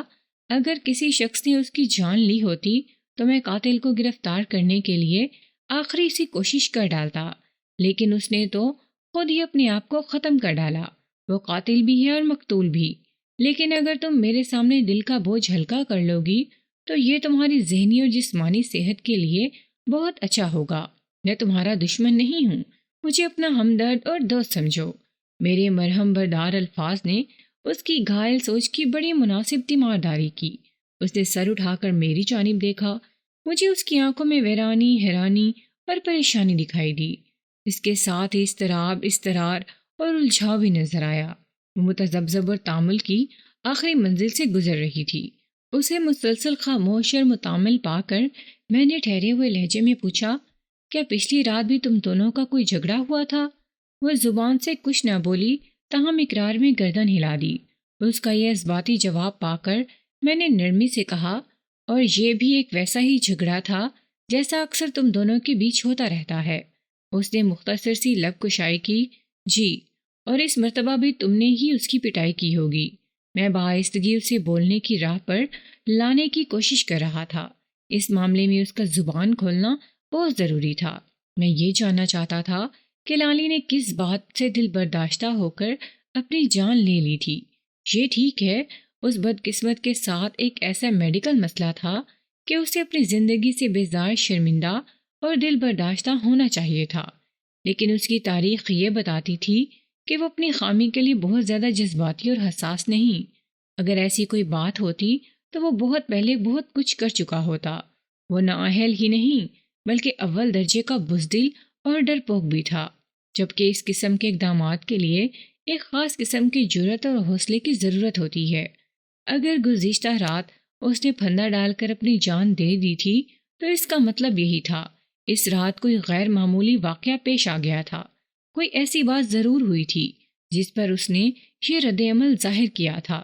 میں اسی نقطے تک پہنچنے کے بعد زری کو کلید رہا تھا۔ میرے سوال کے جواب میں اس نے رب کشائی کے معاملے میں تھوڑی اور فراغ دلی دکھائی اور بولی، جی تھانے دار صاحب، ایسا ہی ہوا تھا۔ میں نے نرمی اور ملائمت کا برتاؤ جاری رکھا۔ ایسا تو ایک عرصے سے ہوتا چلا آ رہا ہے، میں نے ٹھہرے ہوئے لہجے میں کہا، لیکن اس نے ایسا سنگین قدم اٹھانے کے بارے میں نہیں سوچا تھا۔ پھر گزشتہ رات وہ اپنی جان کا دشمن کیوں بن گیا؟ آپ بالکل ٹھیک کہہ رہے ہیں تھانے دار جی، اس نے ایک بوجھل سانس خارج کرتے ہوئے کہا اور خلا میں گھورنے لگی۔ میں خاموشی سے اس کے مزید بولنے کا منتظر رہا۔ اس بات کے آثار واضح ہو رہے تھے کہ وہ مجھے پچھلی رات سے متعلق کسی اہم راز سے آگاہ کرنے کا فیصلہ کر چکی تھی۔ میں بغور اس کے چہرے پر نمودار ہونے والے تاثرات کا جائزہ لیتا رہا۔ چند لمحات کے بعد وہ اپنی بات پوری کرتے ہوئے بولی، یہ جھگڑا بھی معمول کی نوعیت کا تھا۔ پہلے میں زبانی کلامی اس پر برستی رہی، وہ بھی حسب استطاعت جواب دیتا رہا۔ پھر کسی فلم کے طے شدہ سین کے مطابق اس رات بھی میں اس کی پٹائی کرنے لگی، مگر آج میرے دل و دماغ میں لالی کے لیے خاص قسم کا غصہ تھا۔ میرا جی چاہ رہا تھا کہ اس کو اتنا ماروں کہ وہ مر ہی جائے۔ وہ یک لخت خاموش ہو گئی۔ میں نے معتدل لہجے میں پوچھا، زری پچھلی رات ایسی کیا بات تھی کہ تمہیں ایسا جنونی غصہ آ رہا تھا؟ پہلے تو تم نے کبھی لالی کی موت کے بارے میں نہیں سوچا تھا؟ اس نے ٹھہری ہوئی نظروں سے مجھے دیکھا اور بتانے لگی، تھانے دار صاحب، چند روز پہلے آپ ہمارے گھر آئے تھے۔ اسی بیٹھک میں بیٹھ کر ہم نے ڈھیروں باتیں کی تھیں جو میرے، لالی، سلمہ اور اللہ وسائی کے بارے میں تھیں۔ آپ نے اپنی آمد کی وجہ یہ بتائی تھی کہ آپ ہمیں سمجھانے آئے ہیں ہم لڑائی جھگڑا نہ کیا کریں۔ میں نے پوچھا تھا، آپ کو ہمارے لڑائی جھگڑے کے بارے میں کس نے بتایا؟ آپ نے مجھے تسلی بخش جواب نہیں دیا تھا، یہ کہہ کر ٹال دیا تھا کہ آپ کو باخبر ذرائع سے یہ بات پتہ چلی ہے۔ مجھے شک نہیں بلکہ یقین تھا کہ لالی ہی میری شکایت لے کر آپ کے پاس تھانے گیا ہوگا۔ میں نے اس بارے میں بھی آپ سے سوال کیا تھا، مگر آپ بات گول کر گئے۔ پچھلی رات میں نے لالی سے صاف صاف کہہ دیا تھا۔ وہ سانس لینے کے لیے متوقف ہوئی، پھر اپنی بات کو آگے بڑھاتے ہوئے بولی، مجھے لالی پر اس بات کا شدید غصہ تھا کہ اس نے گھر کے معاملے کو تھانے تک کیوں پہنچایا۔ میں جب 2-2.5 سال سے ایک ٹنمن بے برگ و ثمر درخت کے نیچے بیٹھی ناکامیوں نامرادیوں کی چلچلاتی دھوپ میں اپنے ناآسودہ ارمانوں اور تشنہ کام خواہشات کو جھلسا رہی تھی، تو اس کے پیٹ میں کیوں مرور اٹھا جو وہ آپریشن کروانے آپ کے پاس پہنچ گیا؟ یہ تو الٹا چور کو توال کو ڈانٹنے والی بات ہو گئی۔ یہی سوال جب میں نے اس سے کیا تو وہ ڈٹائی سے صاف مکر گیا۔ میں تو تھانے نہیں گیا تھا، وہ نظر چراتے ہوئے بولا۔ میں نے غصیلے لہجے میں کہا، تھانے دار کو کوئی خواب آیا ہے اور نہ ہی وہ غیب کا علم رکھتا ہے۔ تم نے ضرور میری شکایت کی ہوگی جو وہ مجھے سمجھانے ہمارے گھر آیا تھا۔ وہ ٹال مٹول کرنے لگا تو مجھے اس پر اور بھی غصہ آیا۔ میں نے کہا، مجھے تمہارے تھانے جانے پر کوئی اعتراض نہیں، دکھ اس بات کا ہے کہ تم نے تھانے دار کو آدھی بات بتائی۔ میرے ظلم و ستم کی کہانی سنا کر تم نے اپنی خامیوں کو موٹی چادر کے نیچے ڈھانپ دیا۔ یہ تو کوئی انصاف نہ ہوا نا؟ تمہیں اپنے بارے میں بھی تھانے دار کو کھل کر بتانا چاہیے تھا۔ اس کی ڈٹائی نے میرے غصے کو اور بھی بڑھا دیا۔ وہ بے خبری کسی کیفیت میں بولا، مجھ میں ایسی کون سی خامیاں ہیں جو میں نے تھانے دار سے چھپائی ہوں؟ اس کا یہ جواب اس بات کا اقرار تھا کہ وہ آپ کے پاس میری شکایت لے کر آیا تھا۔ اس تصدیق کے بعد میں نے اس پر چڑھائی کر دی۔ میں نے غراہٹ آمیز انداز میں کہا، لالی، تم میں ایک ایسی خامی ہے جو سینکڑوں ہزاروں خامیوں پر بھاری ہے۔ تمہیں یہ سوال پوچھتے ہوئے شرم آنی چاہیے۔ مرد کو اپنی شان کا تحفظ کرنا چاہیے۔ کیا تم مجھے مرد نہیں سمجھتی ہو؟ وہ میرا ہاتھ روک کر سینہ تان کر میرے سامنے کھڑا ہو گیا۔ اس کا رد عمل میں نے پہلی مرتبہ دیکھا تھا، ورنہ آج تک وہ مجھ سے دبتا اور پٹتا رہا تھا۔ مجھے حیرت ہوئی کہ وہ کیسے تن کر کھڑا ہے۔ اس کی جانب سے ایسی جرأت کی میں توقع نہیں کر سکتی تھی۔ اس کی آنکھوں میں آنکھیں ڈال کر میں نے کہہ دیا، لالی، میرے سمجھنے یا نہ سمجھنے سے کیا فرق پڑتا ہے؟ میرے اس تیکھے جملے نے گویا جلتی پر تیل کا کام دکھایا۔ اس کا چہرہ غصے سے تمتما اٹھا، شدید غصے سے بولا، میں بتانا چاہتا ہوں تمہیں آج کہ میں کتنا بڑا مرد ہوں۔ بات ختم کرتے ہی وہ کسی بھوکے درندے کی مانند مجھ پر جھپٹ پڑا۔ اتنا بتا کر زری خاموش ہو گئی۔ میں نہیں جانتا تھا اس کا یہ توقف کوئی پڑاؤ تھا یا اس کی کہانی اینڈ ہو گئی تھی۔ اس کے بیان کردہ قصے نے میرے تجسس کو 7ویں آسمان تک بلند کر ڈالا تھا، لہٰذا میں نے اس تراری لہجے میں استفسار کیا، پھر کیا ہوا زری؟ اس نے جواب میں خاموشی سے گردن جھکا لی۔ اس کی جھکی ہوئی گردن کا زاویہ آگے کی کہانی بڑی وضاحت سے سنا رہا تھا اور سمجھا رہا تھا کہ زری سے مزید کوئی سوال پوچھنے کی ضرورت نہیں، کیونکہ جو گرجتے ہیں وہ برستے نہیں، اور برسنے والوں کو گرجنے کی حاجت نہیں ہوتی۔ لالی اگر زری کا سنار ہوتا تو 2.5 سال میں اسے طلائی زیورات چڑھا کر سونے سے پیلا کر چکا ہوتا۔ وہ مٹی کے گولوں سے کھیلنے والا مٹی کا مادھو تھا، جو زندگی کے ایک اہم میدان میں ہمیشہ مٹی کا گھوڑا ثابت ہوا تھا۔ یہ بے جان، بے طوفان اور بے ہیجان گھوڑا گزشتہ رات بھی یقیناً ریس ہار گیا ہوگا۔ میں زری کی جھکی ہوئی گردن، ڈھلکے ہوئے کندھوں، گنگ زبان اور اترے ہوئے چہرے کو دیکھ کر ایک لمحے میں سمجھ گیا کہ پچھلی رات بھی تاریخ خود کو دہرانا نہیں بھولی ہوگی۔ اوہ! میں نے ایک پرمعنی بوجھل اور تعزیت بھرا سانس خارج کیا۔ زری نے نگاہ اٹھا کر مجھے دیکھا اور ہونٹ کاٹتے ہوئے بولی، پھر وہ جھنجھلا کر کمرے سے نکل گیا تھا۔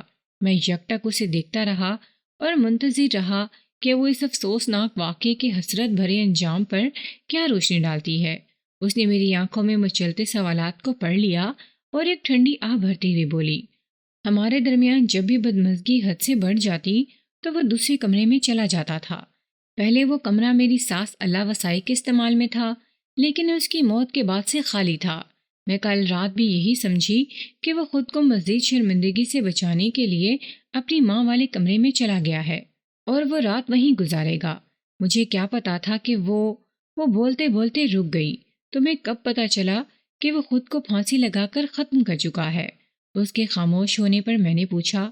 وہ ایک تھکی ہوئی سانس خارج کرتے ہوئے بولی، تھانے دار صاحب، میں بالکل سوچ بھی نہیں سکتی تھی کہ وہ اتنا سنگین قدم اٹھا لے گا۔ وہ رات کو جب کمرے سے نکل گیا تو میں آرام سے سو گئی تھی۔ ایسا پہلے بھی کئی بار ہو چکا تھا کہ ہم دونوں نے 2 مختلف کمروں میں راتیں گزاری ہوں۔ میں ایسی سوئی کہ دوسری صبح یعنی آج صبح ہی آنکھ کھلی۔ پہلے جب بھی وہ علیحدہ کمرے میں سویا تھا تو صبح جلدی مجھ سے بھی پہلے اٹھ گیا تھا۔ ہم دونوں پھولے ہوئے منہ کے ساتھ ناشتہ کرتے، اس کے بعد وہ کارخانے چلا جاتا اور میں گھر کے کام کاج میں مصروف ہو جاتی۔ شروع میں مجھے یہ بڑا عجیب لگا تھا، لیکن پھر میں اس کی عادی ہوتی چلی گئی اور یہ سب مجھے معمول محسوس ہونے لگا۔ مگر آج صبح یہ معمول بری طرح بگڑ کر رہ گیا۔ وہ ایک مرتبہ پھر سانس ہموار کرنے کے لیے تھمی، ٹٹولتی ہوئی نگاہ سے مجھے دیکھا اور سلسلہ کلام کو جاری رکھتے ہوئے بولی، آج صبح جب مجھے گھر کے اندر لالی کی موجودگی محسوس نہ ہوئی تو میں تشویش میں مبتلا ہو گئی۔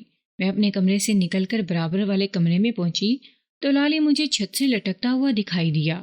اسے اس حالت میں دیکھ کر میری چیخ نکل گئی۔ پھر لالی کی پھانسی والی خبر آس پڑوس بھی پہنچ گئی اور اس کے بعد اطلاع بن کر آپ کے پاس۔ آپ یقین کریں مجھے کچھ پتہ نہیں چلا۔ لالی 7 والے کمرے میں جانے کے بعد کیا کرتا رہا میں نہیں جانتی۔ اس نے کب چھت والے شہتیر میں اپنے لیے پھانسی تیار کی اور کب گلے میں پھندا ڈال کر اس نے جان دے دی۔ موقع کی ضروری کارروائی مکمل ہو چکی تھی۔ یہ سیدھا ایک خودکشی کا کیس تھا اور اس خودکشی کا سبب بھی روز روشن کی مانند میرے سامنے جلوہ افروز تھا۔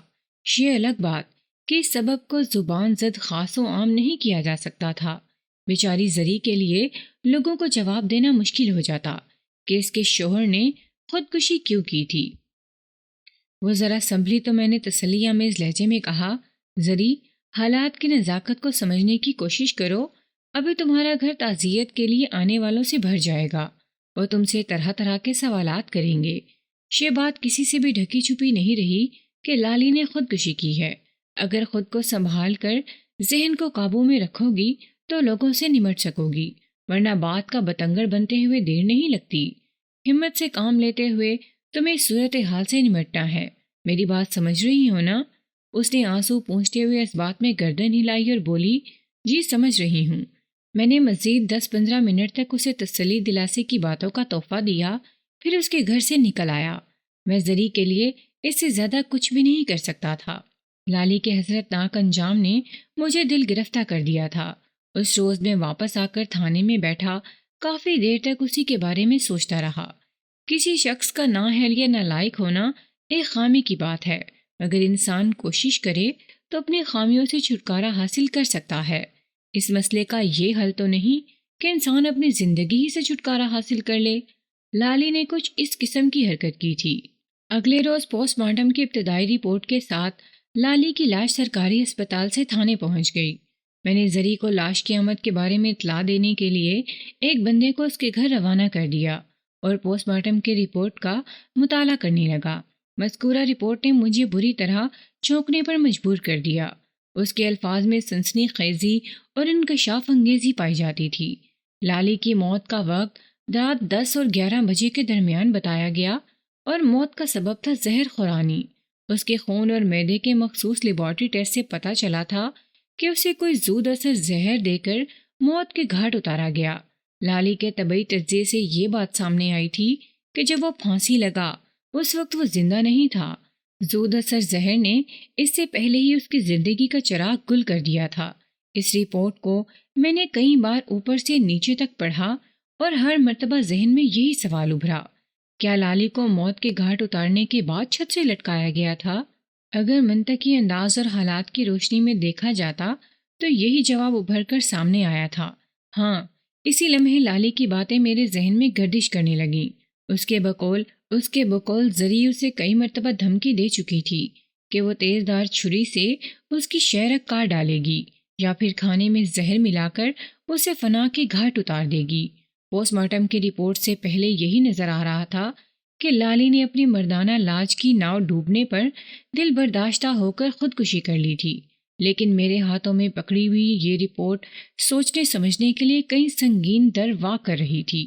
لالی پھانسی ضرور لگا، لیکن اس کے گلے میں پھانسی کا پھندا فٹ ہونے سے قبل وہ یہ دنیا چھوڑ کر دوسری دنیا میں جا چکا تھا۔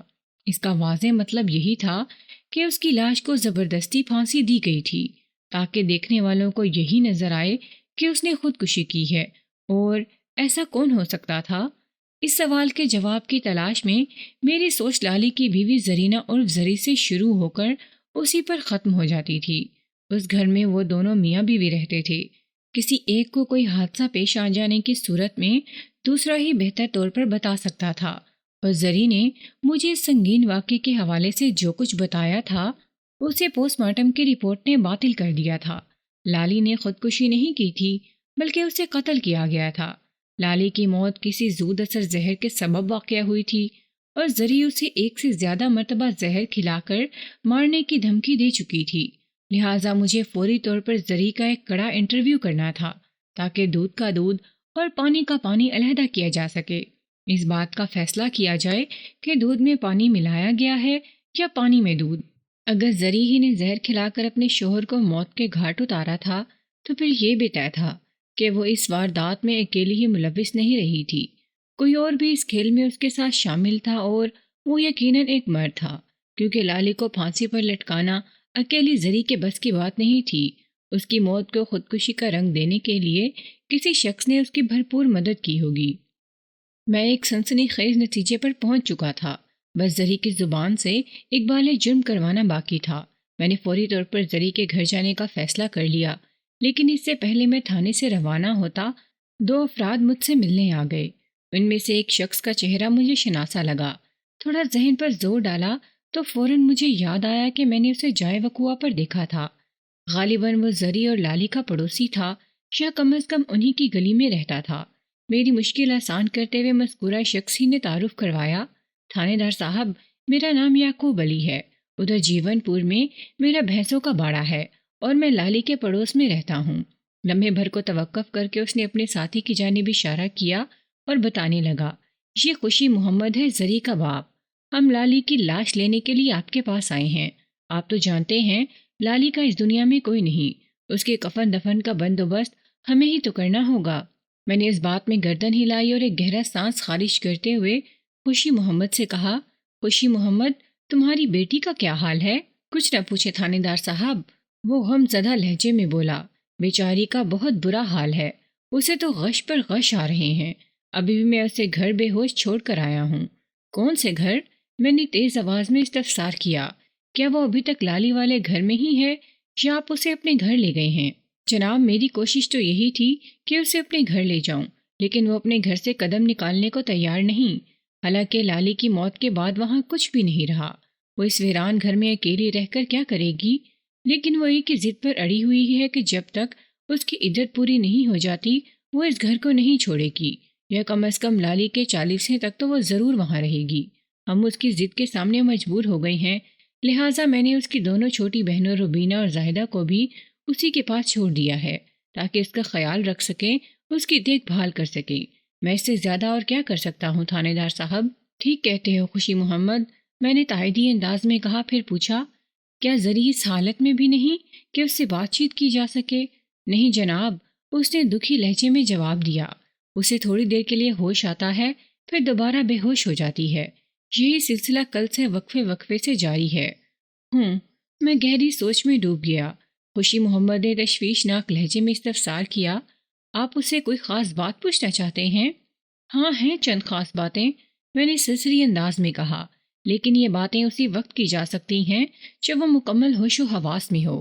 خوشی محمد کے ساتھ آئے ہوئے لالی کے پڑوسی یعقوب نے کہا، تھانے دار صاحب، ہمارا پروگرام یہ ہے کہ لالی کو عصر اور مغرب کے درمیان سپرد خاک کر دیا جائے، اور اس کے لیے ضروری ہے کہ آپ ابھی لاش ہمارے حوالے کر دیں تاکہ مقررہ وقت سے پہلے تمام تیاریاں مکمل کر لی جائیں۔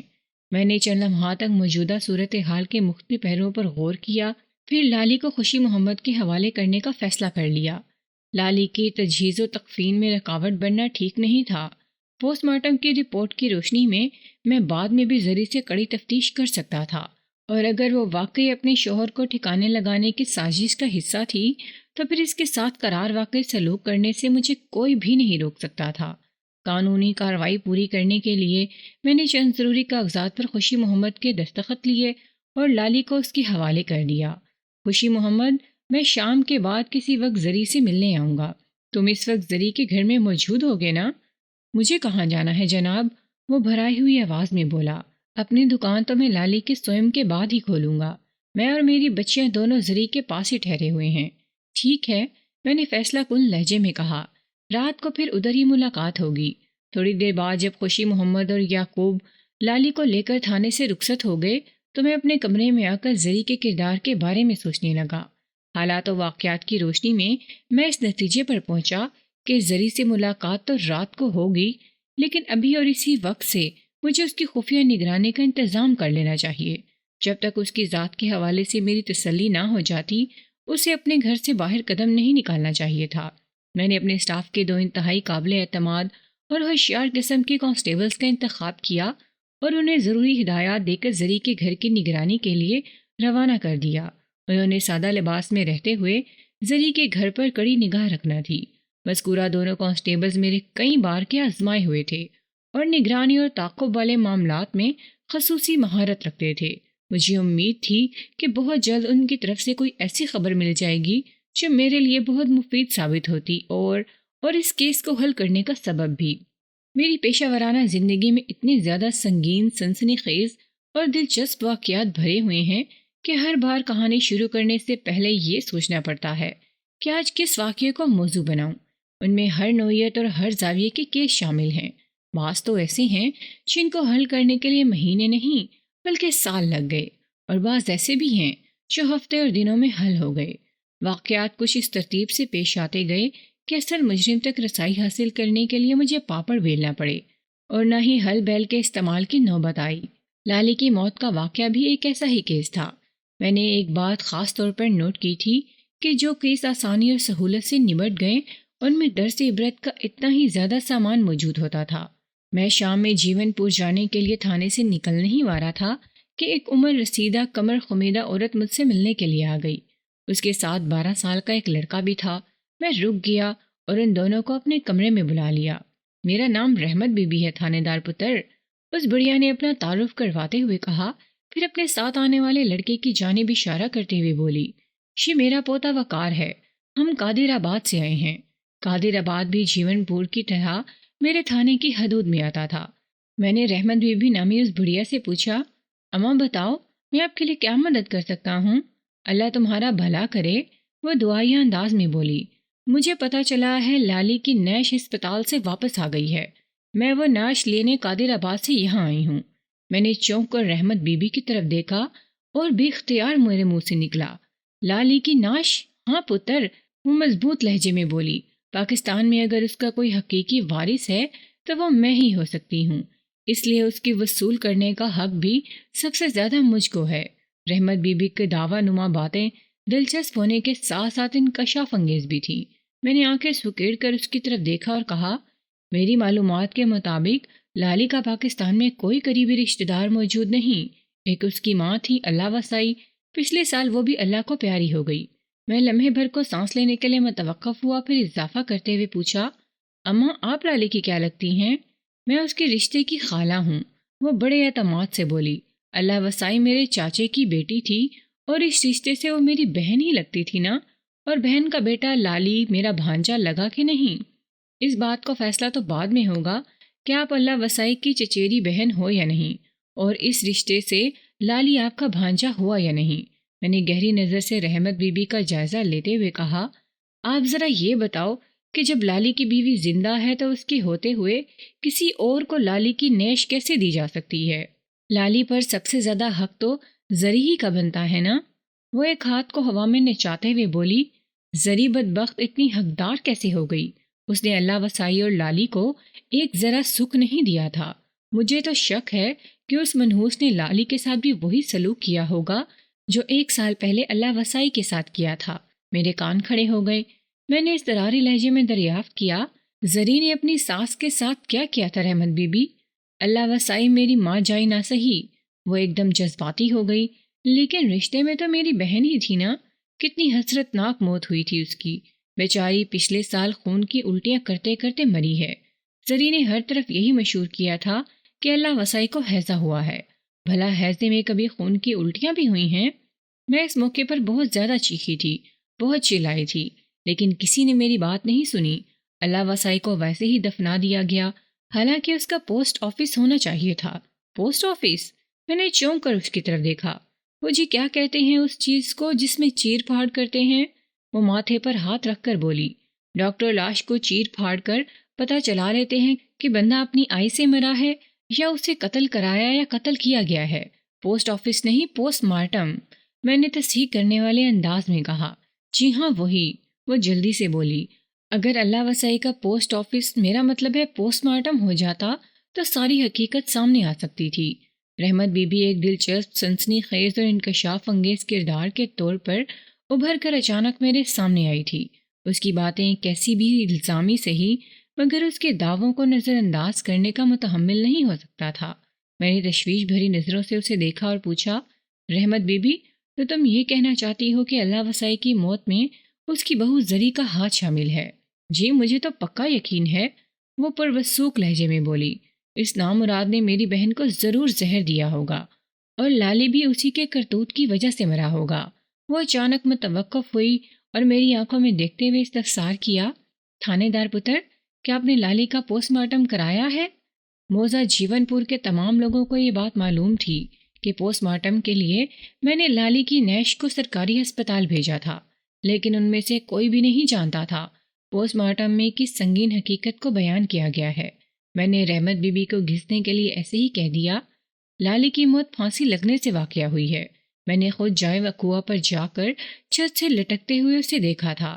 اب یہ تو ممکن نہیں کہ زری نے پکڑ کر زبردستی اسے پھانسی دے دی ہو۔ یہ تو میرے بھی سننے میں آیا ہے کہ لالی اپنے گھر میں چھت سے لٹکا ہوا پایا گیا ہے۔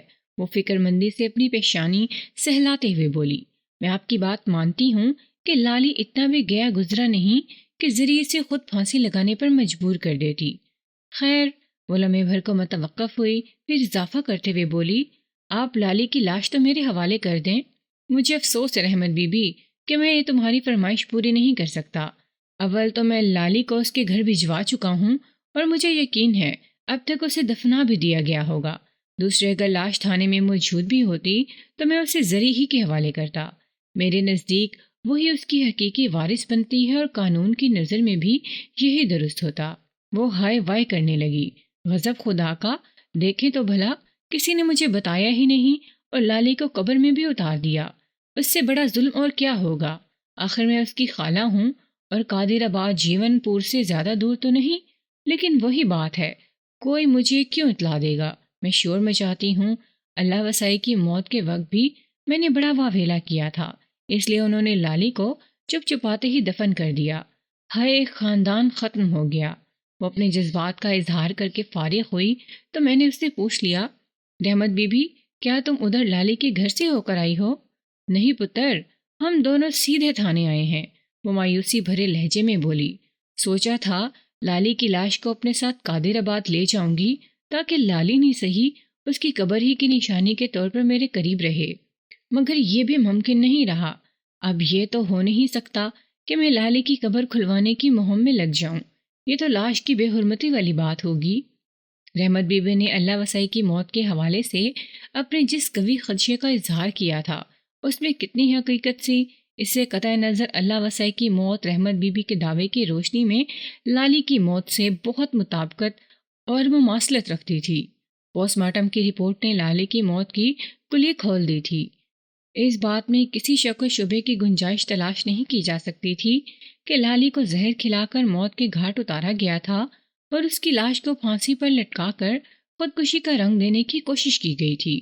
میں نے رحمت بی بی کو فی الحال لالی کی پوسٹ مارٹم رپورٹ کے بارے میں بتانا ضروری نہ سمجھا اور نہایت سنجیدہ لہجے میں کہا، میں ادھر زری کے گھر جا رہا ہوں، اگر تم چلنا چاہو تو آؤ میرے ساتھ۔ میں تو اس منحوس کی شکل دیکھنا بھی پسند نہیں کرتی، وہ نفرت آمیز لہجے میں بولی۔ میرا بھانجا منو مٹی کے نیچے سو چکا تو اب میں وہاں جا کر کیا کروں گی؟ وہ سانس لینے کے لیے تھمی، پھر فیصلہ کن لہجے میں کہا، ہم تو واپس قادر آباد جائیں گے۔ لالی کی موت والا واقعہ ایسے سنگین اور سنسنی خیز مرحلے میں داخل ہو چکا تھا کہ جب تک میں زری سے ایک بھرپور اور تفصیلی ملاقات نہ کر لیتا کسی حتمی نتیجے پر نہیں پہنچ سکتا تھا، لہٰذا میں نے رحمت بی بی سے مزید کوئی بات نہیں کی اور ان دادی پوتا کو تھانے سے رخصت کر دیا۔ اس کے ٹھیک 10 منٹ بعد میں بھی جیون پور کی جانب روانہ ہو گیا۔ کانسٹیبل خالد بھٹی بھی میرے ساتھ تھا۔ جیون پور میرے تھانے سے زیادہ فاصلے پر نہیں تھا، لیکن راستے بھر میں لالی کی پوسٹ مارٹم رپورٹ اور رحمت بی بی کے شکوک و شبہات کو آپس میں میچ کرنے کی تقدوں میں لگا رہا۔ حالات و واقعات اور حقائق و شواہد کی روشنی میں یہ دونوں اموات کسی ایک ہی زنجیر کی کڑیاں نظر آتی تھیں۔ میں نے ذہن میں یہ طے کر لیا کہ اگر زری ہی نے لالی کو زہر دے کر پناہ کی وادیوں میں دھکیلا ہے تو پھر اس کام میں کوئی مرد بھی اس کا معاون رہا ہوگا۔ میرے ذہن کا یہ تجزیہ نہایت ہی خوفناک اور سنسنی خیز تھا۔ ہم مسجد والی گلی میں داخل ہوئے تو مجھے سامنے سے اللہ رکھا آتا ہوا دکھائی دیا، جنہیں میں نے زری کی خفیہ نگرانی پر معمور کر رکھا تھا۔ اس کے ساتھی کانسٹیبل کا نام نبی بخش تھا۔ اللہ رکھا نے بھی مجھے دیکھ لیا تھا، لہٰذا وہ تیزی سے چلتے ہوئے میری جانب بڑھنے لگا۔ اگرچہ اس وقت اندھیرا پھیلنا شروع ہو گیا تھا، لیکن اس کے باوجود بھی میں نے اللہ رکھا کے چہرے اور انداز سے جھلکتی پریشانی کو خاص طور پر نوٹ کر لیا۔ اس کی اضطراری اور اضطرابی چال ہی سب کچھ کھول کر بیان کر رہی تھی۔ وہ میرے نزدیک پہنچا تو میں نے پوچھا، اللہ رکھا، تم اس افراتفری میں کہاں بھاگے جا رہے ہو؟ سب خیریت تو ہے نا؟ ملک صاحب، میں ایک مشکوک بندے کے تعاقب میں ہوں، اس نے گلی کے کونے کی جانب نگاہ دوڑاتے ہوئے جواب دیا۔ میں تھوڑی دیر میں واپس آ کر آپ کو سب بتاتا ہوں۔ اگر میں یہاں رک گیا تو وہ بندہ…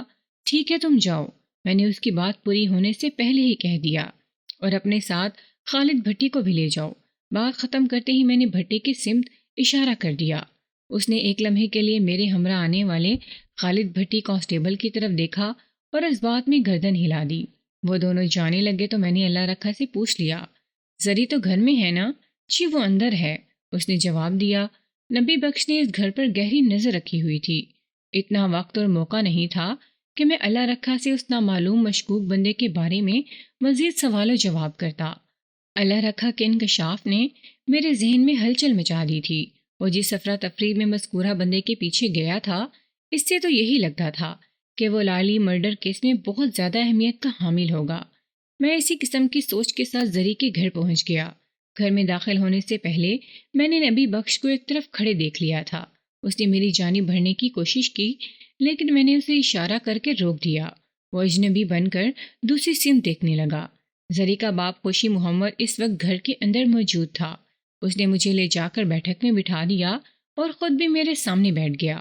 میں نے ہمدردی بھرے سنجیدہ لہجے میں اس سے پوچھا، لالی کی تدفین وغیرہ خیریت سے ہو گئی؟ جی، ابھی تھوڑی دیر پہلے قبرستان سے آئے ہیں، اس نے جواب دیا۔ زری کی طبیعت کیسی ہے؟ اس کی حالت کچھ زیادہ اچھی نہیں جناب، وہ تشویشناک لہجے میں بولا۔ اس نے لالی کی موت کا بہت زیادہ اثر لے لیا ہے، تھوڑی دیر پہلے ہی اسے ہوش آیا ہے، لیکن گمسم بیٹھی دیوار کو دیکھے جا رہی ہے۔ یہ اچھی خبر ہے کہ وہ اس وقت ہوش میں ہے، میں نے اطمینان بھرے لہجے میں کہا۔ میں اس سے کچھ پوچھنا چاہتا ہوں، بس وہ اس کا جواب دے دے تو میرا کام مکمل ہو جائے گا۔ میں اس علاقے کا تھانہ انچارج ضرور ہوں، لیکن ایسا نہیں کہ میرے اوپر کوئی اور نہ بیٹھا ہو۔ مجھے اپنے علاقہ ایس پی کو ہر غیر معمولی واقعے کی تفصیلی رپورٹ کرنا ہوتی ہے، اور لالی والے معاملے کی رپورٹ ابھی ادھوری ہے۔ میں ذریعے سے چند سوالات کر کے ہی اس رپورٹ کو پورا کر سکتا ہوں، ورنہ خام خواہ میرا ذہن اس کیس میں اٹکا رہے گا۔ میں اندر جا کر دیکھتا ہوں تھانے دار صاحب۔ خوشی محمد نے گمبھیر صورتحال کو فوراً محسوس کر لیا۔ اگر وہ جاگ رہی ہے تو میں آپ سے اس کی ملاقات کروا دیتا ہوں۔ ٹھیک ہے خوشی محمد، میں تمہارا انتظار کر رہا ہوں۔ وہ بیٹھک سے اٹھ کر گھر کے اندرونی حصے کی جانب بڑھ گیا، پھر 2-3 منٹ بعد ہی وہ واپس آ گیا اور تھکے ہوئے لہجے میں اس نے مجھے بتایا، تھانے دار صاحب، زری دوبارہ بے ہوش ہو چکی ہے۔ اوہ، میں ایک بوجھل سانس خارج کر کے رہ گیا۔ یہ میرے پیشہ ورانہ تجربے کا کمال تھا، یا پھر میری چھٹی حس، جس کا کوئی تنبیہی اشارہ کہ مجھے لگا جیسے اب کی بار زرینہ اپنی مرضی سے بے ہوش ہوئی ہے۔ یہ بات ڈھکی چھپی نہیں تھی کہ میں اس گھر کے اندر موجود تھا۔ صبح میں نے خوشی محمد کو بتا دیا تھا کہ شام کو میں ادھر چکر لگاؤں گا، اور اس وقت میں پولیس یونیفارم میں بھی تھا۔ میری آمد کی اطلاع یقیناً زری کو بھی پہنچ گئی ہوگی۔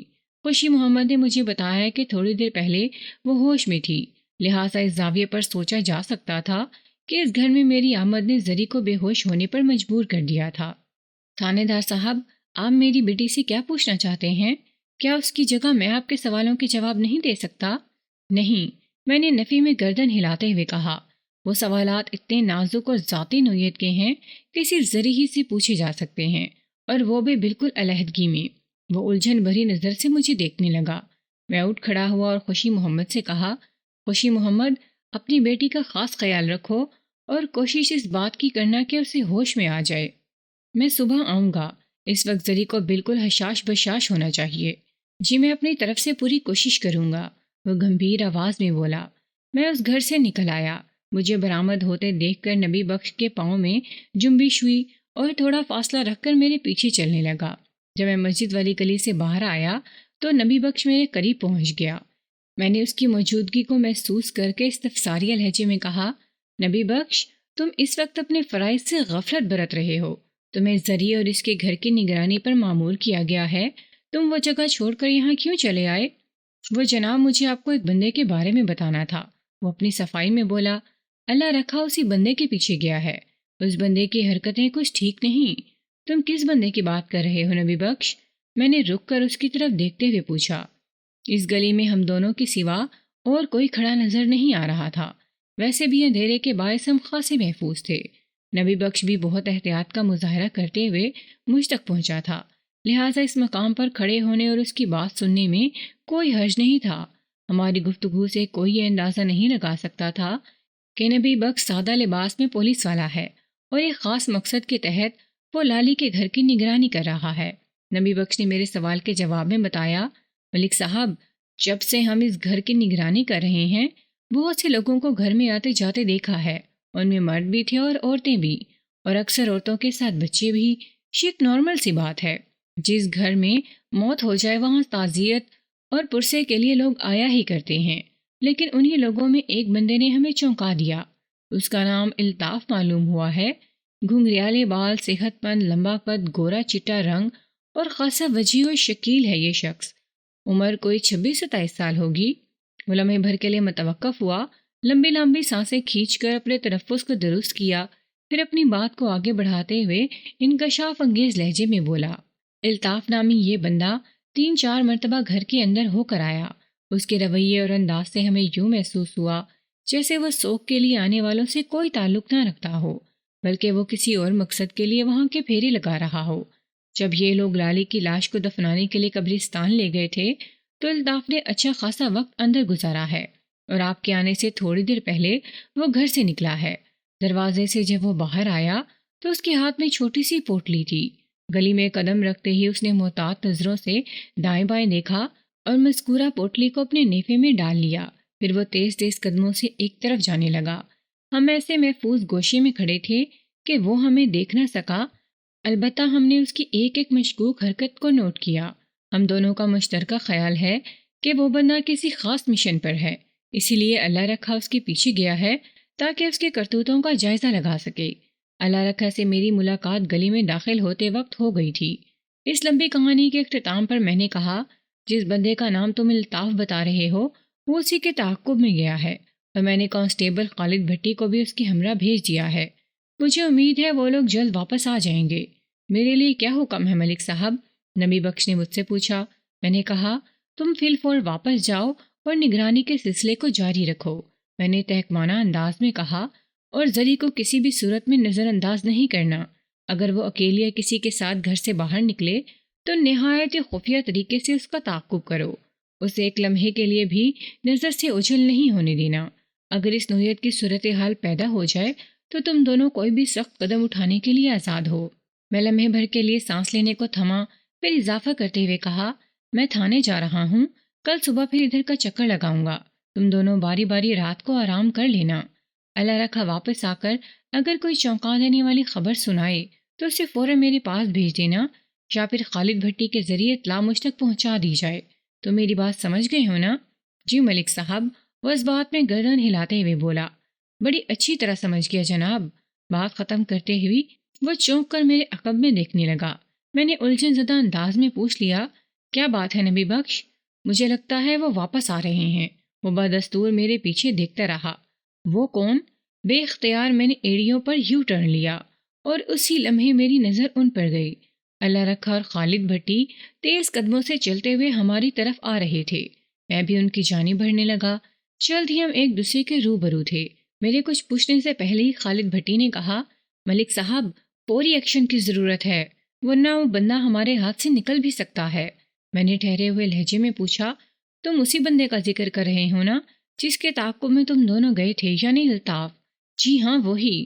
اللہ رکھا نے سر کو ازباتش جنبش دیتے ہوئے کہا، اس نے جو حرکت کی ہے اس سے یہی لگتا ہے کہ لالی والے معاملے میں کوئی گڑبڑ ضرور ہے۔ وہ بندہ کسی پوٹلی کو اپنے نیفے میں ڈال کر یہاں سے گیا تھا۔ میں نے تشویش بھرے انداز میں کہا، تم دونوں نے اس کے تعاقب سے کیا نتیجہ اخذ کیا؟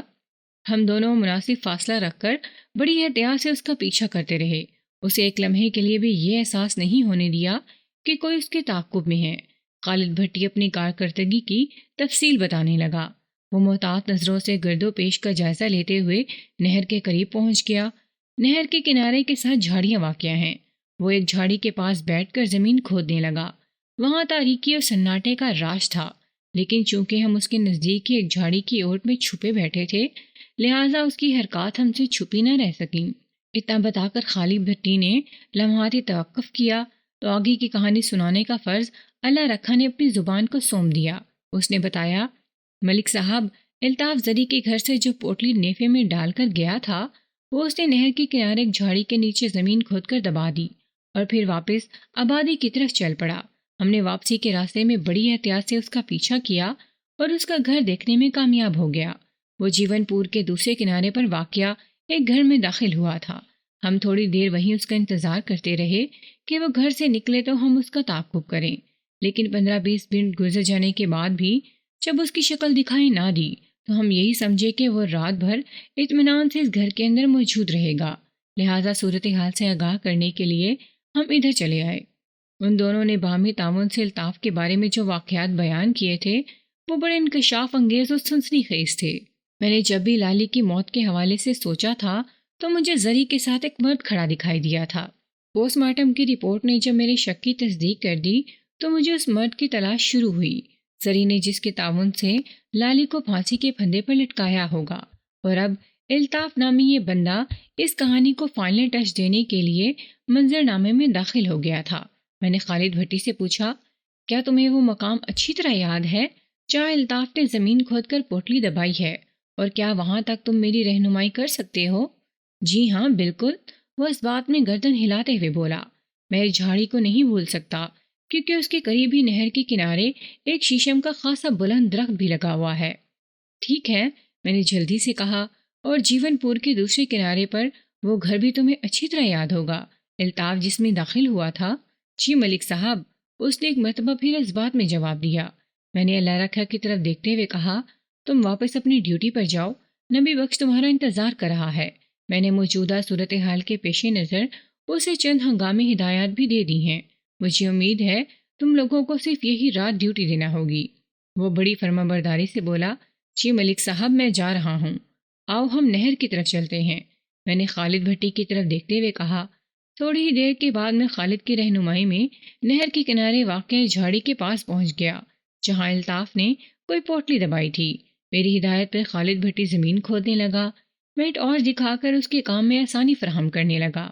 خالد بھٹی نے زمین کھود کر جلد ہی مذکورہ پوٹلی برآمد کر لی۔ کھدائی میں کوئی مشکل اس لیے پیش نہیں آئی تھی کہ پوٹلی دبانے کا کام تھوڑی دیر پہلے ہی کیا گیا تھا۔ پوٹلی کو جتنے پراسرار انداز میں الطاف نامی اس بندے نے زمین میں دبایا تھا، اس سے یہی پتہ چلتا تھا کہ وہ پوٹلی کو نہیں بلکہ کسی سنسنی خیز راز کو دفن کر کے گیا تھا۔ میرے حکم پر خالد بھٹی نے برآمد شدہ کپڑے کی وہ پوٹلی کھول لی۔ پوٹلی کے اندر سے جو کچھ نکلا اس نے ہم دونوں کو چونکنے پر مجبور کر دیا۔ وہ کانچ کی ایک چھوٹی سی شیشی تھی، جیسی کہ 10 سی سی والی انجیکشن والی ہوتی ہے۔ ٹارچ کی روشنی میں شیشی کا معائنہ کیا۔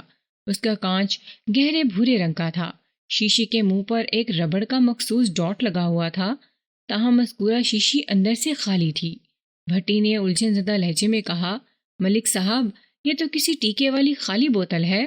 ہاں ہے تو ٹیکے والی ہی، میں نے سوچ میں ڈوبے ہوئے لہجے میں کہا، لیکن ٹیکے والی کسی خالی شیشی کو اس طرح ٹھکانے لگانے کی ضرورت پیش نہیں آتی، اسے کہیں بھی کوڑے کے ڈھیر پر پھینک دیا جاتا ہے۔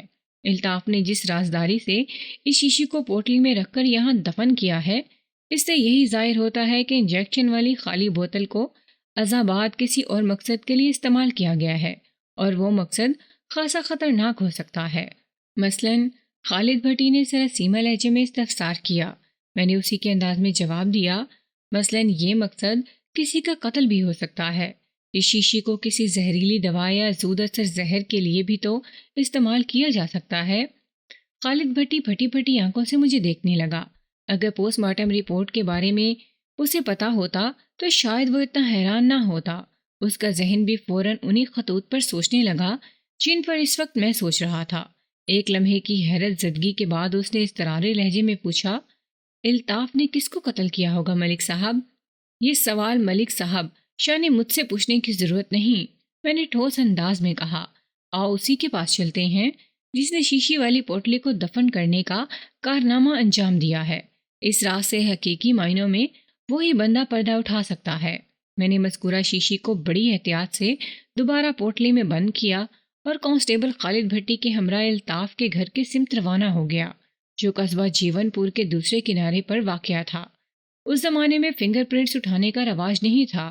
میری ہدایت کے مطابق کانسٹیبل خالد بھٹی نے الطاف کے دروازے پر دستک دی اور ہم دروازہ کھلنے کا انتظار کرنے لگے۔ وہ گھر واقع جیون پور کے آخری کنارے پر واقع تھا، جہاں قصبہ جیون پور کی رہائشی حدود ختم ہو جاتی تھی۔ اس سے آگے تا حد نگاہ کھیتوں کا ایک وسیع سلسلہ پھیلا ہوا تھا۔ خالد بھٹی نے بڑے زوردار انداز میں دستک دی تھی۔ وہ رات کا ابتدائی پہر تھا اور مکینوں کے سو جانے کا امکان نہ ہونے کے برابر تھا، اور اگر اس گھر میں بسنے والے سو بھی چکے تھے تو اس دھواں دار دستک کے بعد انہیں ہڑبڑا کر اٹھ جانا چاہیے تھا۔ لیکن وہاں وہی صورتحال تھی کہ زمین جنبد نہ جنبد گل محمد۔ جب کافی دیر گزر جانے کے بعد بھی دروازہ نہ کھلا تو میں نے سوالیہ نظر سے خالد بھٹی کی طرف دیکھا اور تشویشناک لہجے میں استفسار کیا، تم مجھے مطلوبہ دروازے پر ہی لے کر آئے ہو نا؟ وہ فوراً میرے سوال کی تہ تک پہنچ گیا اور جلدی سے اس بات میں گردن ہلاتے ہوئے بولا، جی ملک صاحب، وہ الطاف نامی بندہ اسی گھر میں داخل ہوا تھا۔ اس سلسلے میں کوئی غلطی نہیں کر سکتا۔ یہ دیکھیں، میں نے اس نشانی کو یاد رکھا ہوا ہے۔ بات ختم کر کے اسے ٹاہلی کے ایک درخت کی سمت اشارہ کیا جو ہمارے مطلوبہ دروازے کے عین سامنے استادہ تھا۔ میں نے اس قطار میں بنے ہوئے 8-10 گھروں کی جانب نگاہ دوڑائی۔ ویسا بلند و صحت مند ٹالی کا درخت مجھے کسی اور گھر کے سامنے دکھائی نہ دیا۔ اس کا یہی مطلب تھا کہ خالد بھٹی اس نشانی اور الطاف کے گھیر کے بارے میں کوئی غلطی نہیں کر رہا تھا۔ میں نے سوچ میں ڈوبے ہوئے لہجے میں کہا، اگر یہی الطاف کا گھر ہے تو پھر دستک کے جواب میں کوئی دروازے پر کیوں نہیں آیا؟ دروازے پر باہر سے کنڈی یا تالا وغیرہ بھی نہیں لگا ہوا، کہ یہ خیال کیا جاتا اس گھر کے اندر کوئی موجود نہیں۔ ٹھہرے جناب، خالد بھٹی آگے بڑھتے ہوئے بولا، میں ایک اور کوشش کر کے دیکھتا ہوں۔ گھر کے اندر چھائی خاموشی نے مجھے عجیب سی وحشت میں مبتلا کر دیا تھا۔ میرے اندر سے ایک آواز اٹھ رہی تھی کہ کوئی گڑبڑ ہے۔ کیا گڑبڑ ہے یہ سمجھ میں نہیں آ رہا تھا۔ خالد بھٹی دوبارہ دروازہ کھٹکھٹانے کے لیے آگے بڑھا تو میں نے تشویش بھری نظر سے اوپر آسمان کی طرف دیکھا اور اسی لمحے مجھے ایک جھٹکے سے گزرنا پڑا۔ میں نے اس گھر کی چھت پر ایک سایہ سا متحرک دیکھا، جیسے کسی انسانی حولے نے بڑے محتاط انداز میں حرکت کی ہو۔ ایسا محسوس ہوا کہ سامنے والے کمرے کی چھت پر سے کوئی شخص اندھیرے میں چھپ کر ہمیں دیکھ رہا تھا، اور جیسے ہی میری نگاہ اوپر کو اٹھی وہ وہاں سے کھسک لیا تھا۔ میرے رگوں پہ میں ایک سنسنی سی دوڑ گئی۔ میری چھٹی حس نے بڑے واضح انداز میں مجھے بتا دیا کہ حرکت میں آنے کا وقت سر پر آن پہنچا ہے، چنانچہ ایک لمحے کی تاخیر بھی کسی بڑی کوتاہی سے کم نہیں ہوگی، اور میں ایسی کوتاہی کا تصور بھی نہیں کر سکتا تھا۔ میں تیزی سے آگے بڑھا اور بھٹی کو دستک دینے سے روک لیا۔ وہ ہکا بھکا میری طرف دیکھتے ہوئے بولا، ملک صاحب، آپ مجھے روک کیوں رہے ہیں؟ اب اس کی ضرورت نہیں رہی خالد، میں نے اضطراری لہجے میں کہا۔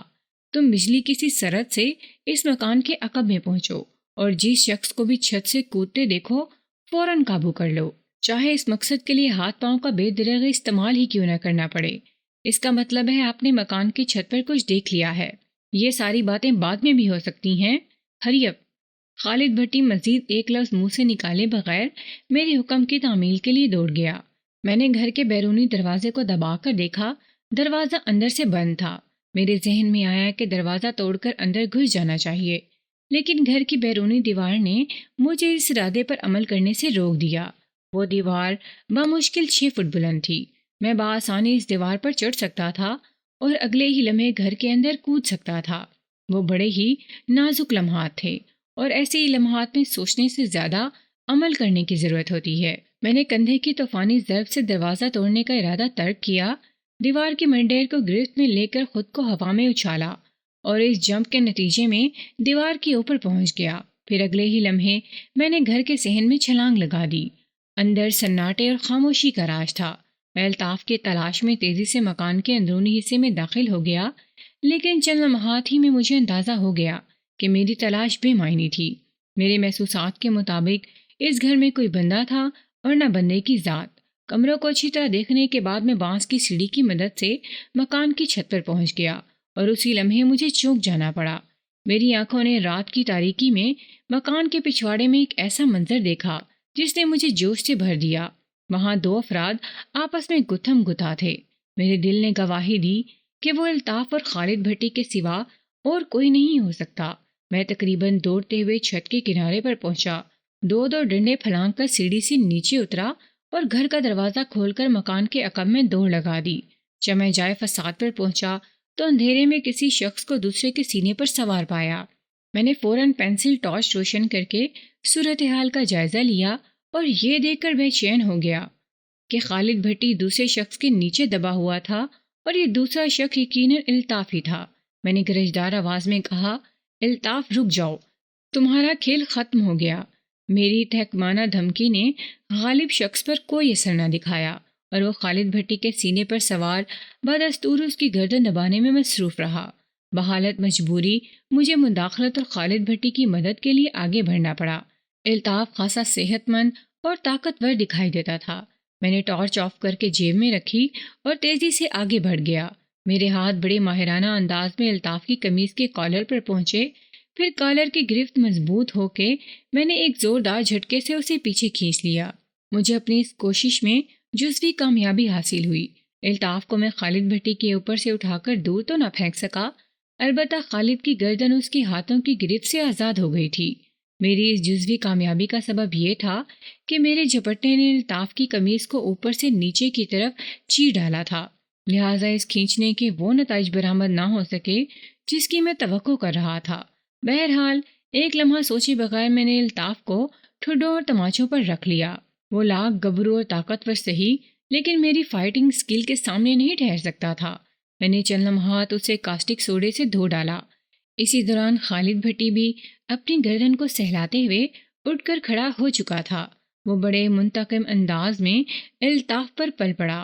میں نے بھٹی کو روکنے کی کوشش نہیں کی۔ تھوڑی دیر کے بعد الطاف بے بس زمین پر پڑا ہانپ رہا تھا۔ اس اٹھا پٹخ نے نصف درجن افراد کو اس جانب متوجہ کر دیا تھا۔ ان میں سے بعض کے ہاتھوں میں لالٹینیں بھی دکھائی دیں۔ وہ موقع، وقت اور مقام ایسا نہیں تھا کہ میں الطاف سے پوچھ گچھ کرتا، لہٰذا ہم اسے پکڑ کر اپنے ساتھ لے آئے۔ الطاف کی عمر کوئی 26-27 سال کے درمیان رہی ہوگی۔ وہ گورا چیٹا اور دراز قامت شخص تھا۔ الطاف کے چہرے کی کھال مختلف جگہوں سے ادھر چکی تھی اور وہاں سے خون بھی رس رہا تھا۔ وہ اس وقت گردن جھکائے میرے سامنے کھڑا تھا۔ میں نے حوالدار چمن شاہ کو اپنے پاس بلا لیا۔ جب وہ میرے کمرے میں آیا تو میں نے اس سے کہا، شاہ جی، حاضر اسٹاک اسلحے میں سے وہ رائفل لے آؤ جس کا نشانہ کبھی خطا نہیں گیا۔ الطاف نے الجھن زدہ نظر سے مجھے دیکھا، لیکن میں نے اسے یکسر نظر انداز کیے بیٹھا رہا۔ حوالدار میرا حکم بجا لانے کے لیے روانہ ہو گیا تو میں نے الطاف سے پوچھا، تم کرتے کیا ہو؟ ہماری تھوڑی سی زمین ہے، اس نے بدستور الجھے ہوئے لہجے میں جواب دیا۔ بس ہم کھیتی باڑی کرتے ہیں۔ ہماری میں نے اس کی آنکھوں میں جھانکتے ہوئے دہرایا، پھر پوچھا، تمہارا مطلب ہے اس گھر میں تمہارے علاوہ اور لوگ بھی رہتے ہیں؟ جی ہاں، اس نے اس بات میں گردن ہلائی۔ میں اپنے بڑے بھائی سکندر اور اس کی بیوی بچوں کے ساتھ اس گھر میں رہتا ہوں۔ ہم دونوں بھائی مل کر زمینداری کرتے ہیں۔ میں نے تو اس گھر میں کسی بندے بشر کو نہیں دیکھا۔ میں نے تیز نظر سے الطاف کو گھورا۔ کیا ان لوگوں نے سلیمانی ٹوپیاں پہن رکھی تھیں؟ وہ بات دراصل یہ ہے، وہ وضاحت کرتے ہوئے بولا، بھائی سکندر اور اس کی بیوی بچے 2 دن سے وزیر آباد گئے ہوئے ہیں۔ وہاں ایک شادی ہے، انہیں واپس آنے میں مزید 2-3 دن لگ جائیں گے۔ اچھا تو یہ بات ہے، میں نے معنی خیز انداز میں کہا۔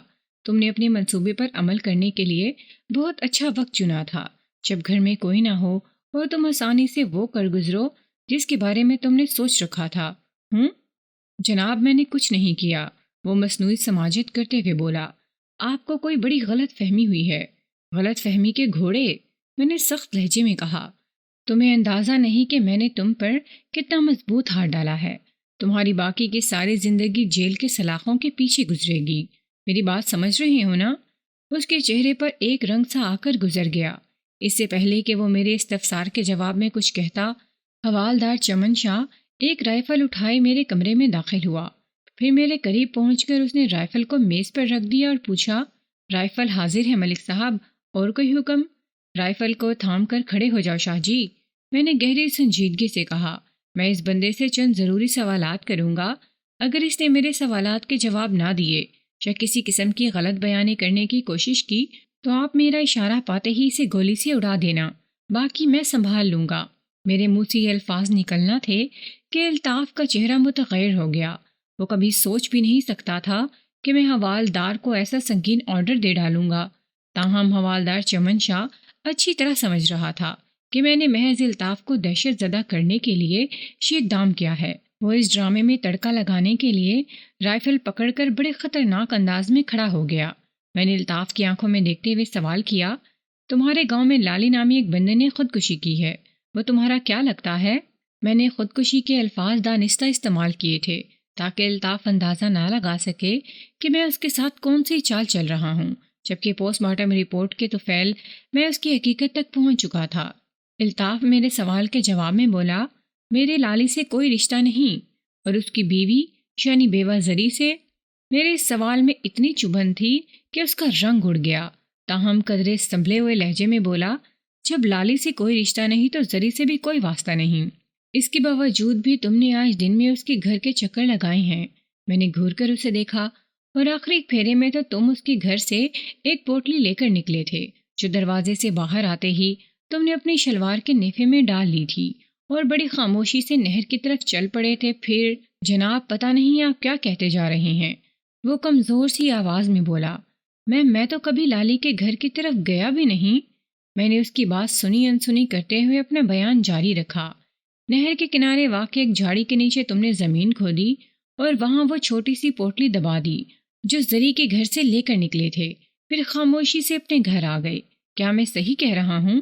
جناب، آپ کی باتیں میری سمجھ میں نہیں آ رہیں، وہ ضد چھوڑنے کی اداکاری کرتے ہوئے بولا۔ میں بھلا نہر کی طرف کیوں جاؤں گا، اور کسی پوٹلی سے میرا کیا تعلق؟ جو بات تمہاری سمجھ میں نہیں آ رہی نا، میں نے گھور کر اسے دیکھا، اسے دیکھتے ہی تم فوراً سمجھ جاؤ گے۔ بات ختم کرتے ہوئے میں نے اپنی میز کی دراز میں سے وہ پوٹلی نکال لی جو جھاڑی کے نیچے سے کھود کر نکالی تھی، اور اسے الطاف کی آنکھوں کے سامنے لہراتے ہوئے پوچھا، اسے پہچانتے ہو؟ یہ وہی پوٹلی ہے جس کا ابھی ذکر ہو رہا تھا۔ تم زری کے گھر سے جب یہ پوٹلی لے کر نکلے تو میرا ایک آدمی تمہارا تعاقب کرتے ہوئے نہر کے کنارے پہنچ گیا تھا۔ میں نے پچھلے چند روز سے تمہاری نگرانی کے لیے اپنا ایک بندہ مقرر کر رکھا تھا۔ تم پوٹلی کو دفن کر کے اپنے گھر کی طرف گئے تو میرے بندے نے یہ پوٹلی کھول کے نکال لی، اور اب یہ میرے پاس ہے۔ یہ تو تمہیں معلوم ہی ہوگا کہ اس چھوٹی سی پوٹلی کے اندر کیا ہے۔ میں نہیں جانتا، میں کچھ نہیں جانتا، وہ احتجاجی انداز میں چلایا۔ میں نے کہا، اگرچہ تم اچھی طرح جانتے ہو لیکن میں پھر بھی تمہیں بتاؤں گا۔ میں نے لمحہ بھر کو توقف کر کے گہری سانس لی، پھر ٹھہرے ہوئے لہجے میں اضافہ کیا، اس پوٹلی کے اندر ایک چھوٹی سی کانچ کی شیشی ہے جو اس وقت خالی ہے، لیکن لالی کی موت سے قبل اس میں ایک خطرناک زہر بھرا ہوا تھا۔ یہ زہر لالی کے جسم میں اترا اور وہ موت کی وادی میں چلا گیا۔ ایک سوچے سمجھے منصوبے کے تحت لالی کو قتل کیا گیا ہے، مگر لالی نے تو گلے میں پھندا ڈال کر خودکشی کی ہے۔ وہ جلدی سے بولا، سب لوگ یہی سمجھ رہے ہیں۔ میں نے سوچ میں ڈوبے ہوئے لہجے میں کہا، لیکن مجھے اور تمہیں تو ایسا نہیں سمجھنا چاہیے نا؟ کیوں؟ وہ لکنت زدہ انداز میں بولا، مجھے کیوں؟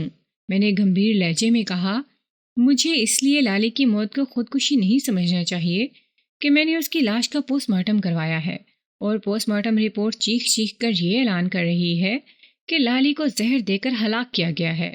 اس کی موت کے بعد اسے پھانسی پر لٹکا کر اس واقعے کو خودکشی کا رنگ دینے کی کوشش کی گئی ہے۔ جب پھانسی کے پھندے نے لالی کی گردن کو طوالت دی، اس سے پہلے وہ بد نصیب زندگی کی قید سے نجات حاصل کر چکا تھا۔ زری اتنا تو کر سکتی تھی کہ کھانے پینے کی کسی شے میں زہر ملا کر لالی کو موت کی نیند سلا دے، لیکن اس کی لاش کو پھانسی دینا اس کے بس کا کام نہیں تھا، اور اس کٹھن کام کے لیے کسی صحت مند اور طاقتور مرد نے اس کا ہاتھ بٹایا تھا۔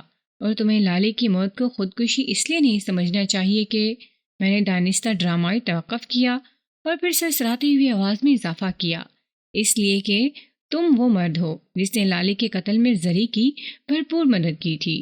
میں نے کچھ نہیں کیا، وہ نحیف سی آواز میں بولا۔ میں نے اس کے بے مقصد احتجاج کو خاطر میں نہ لاتے ہوئے اپنا بیان مکمل کر دیا۔ میں اس زہر والی خالی شیشی کو صبح ٹیسٹ کے لیے لیبارٹری بھجوا رہا ہوں۔ مجھے کبھی امید ہے 2-3 گھنٹے میں اس بات کی تصدیق ہو جائے گی کہ شیشی والے زہر سے لالی کو ہلاک کیا گیا ہے، اور اس کے ساتھ ہی میں نے الطاف کے اعتماد کی بوسیدہ عمارت کو زمین بوس کرتے ہوئے اپنی طرف سے یہ شاٹ بھی کھیل دیا۔ اس کے ساتھ ہی شیشی پر پائے جانے والے فنگر پرنٹس کا تجزیہ بھی کیا جائے گا۔ مجھے اس بات کی بھی پوری امید ہے کہ تمہارے فنگر پرنٹ شیشی پر پائے جانے والے فنگر پرنٹ سے ضرور میچ کر جائیں گے۔ اس کے بعد تمہیں سزائے موت سے کوئی نہیں بچا سکے گا۔ میری نفسیاتی اور عین منطقی تقریر نے جادوئی اثر دکھایا۔ الطاف میری باتیں سن کر بے انتہا خوفزدہ ہو گیا۔ اس کے چہرے پر مجھے موت کے سائے لہراتے ہوئے دکھائی دیے۔ میری خطرناک وار نے اس کی ہر دھرمی کا جنازہ نکال کر رکھ دیا تھا۔ وہ میرے سامنے دونوں ہاتھ جوڑ کر کھڑا ہو گیا، پھر گلوگیر آواز میں بولا، مجھے معاف کر دیں تھانے دار صاحب، میں نے لالی کو قتل نہیں کیا۔ میرا صرف اتنا قصور ہے کہ میں زری کی باتوں میں آ گیا تھا۔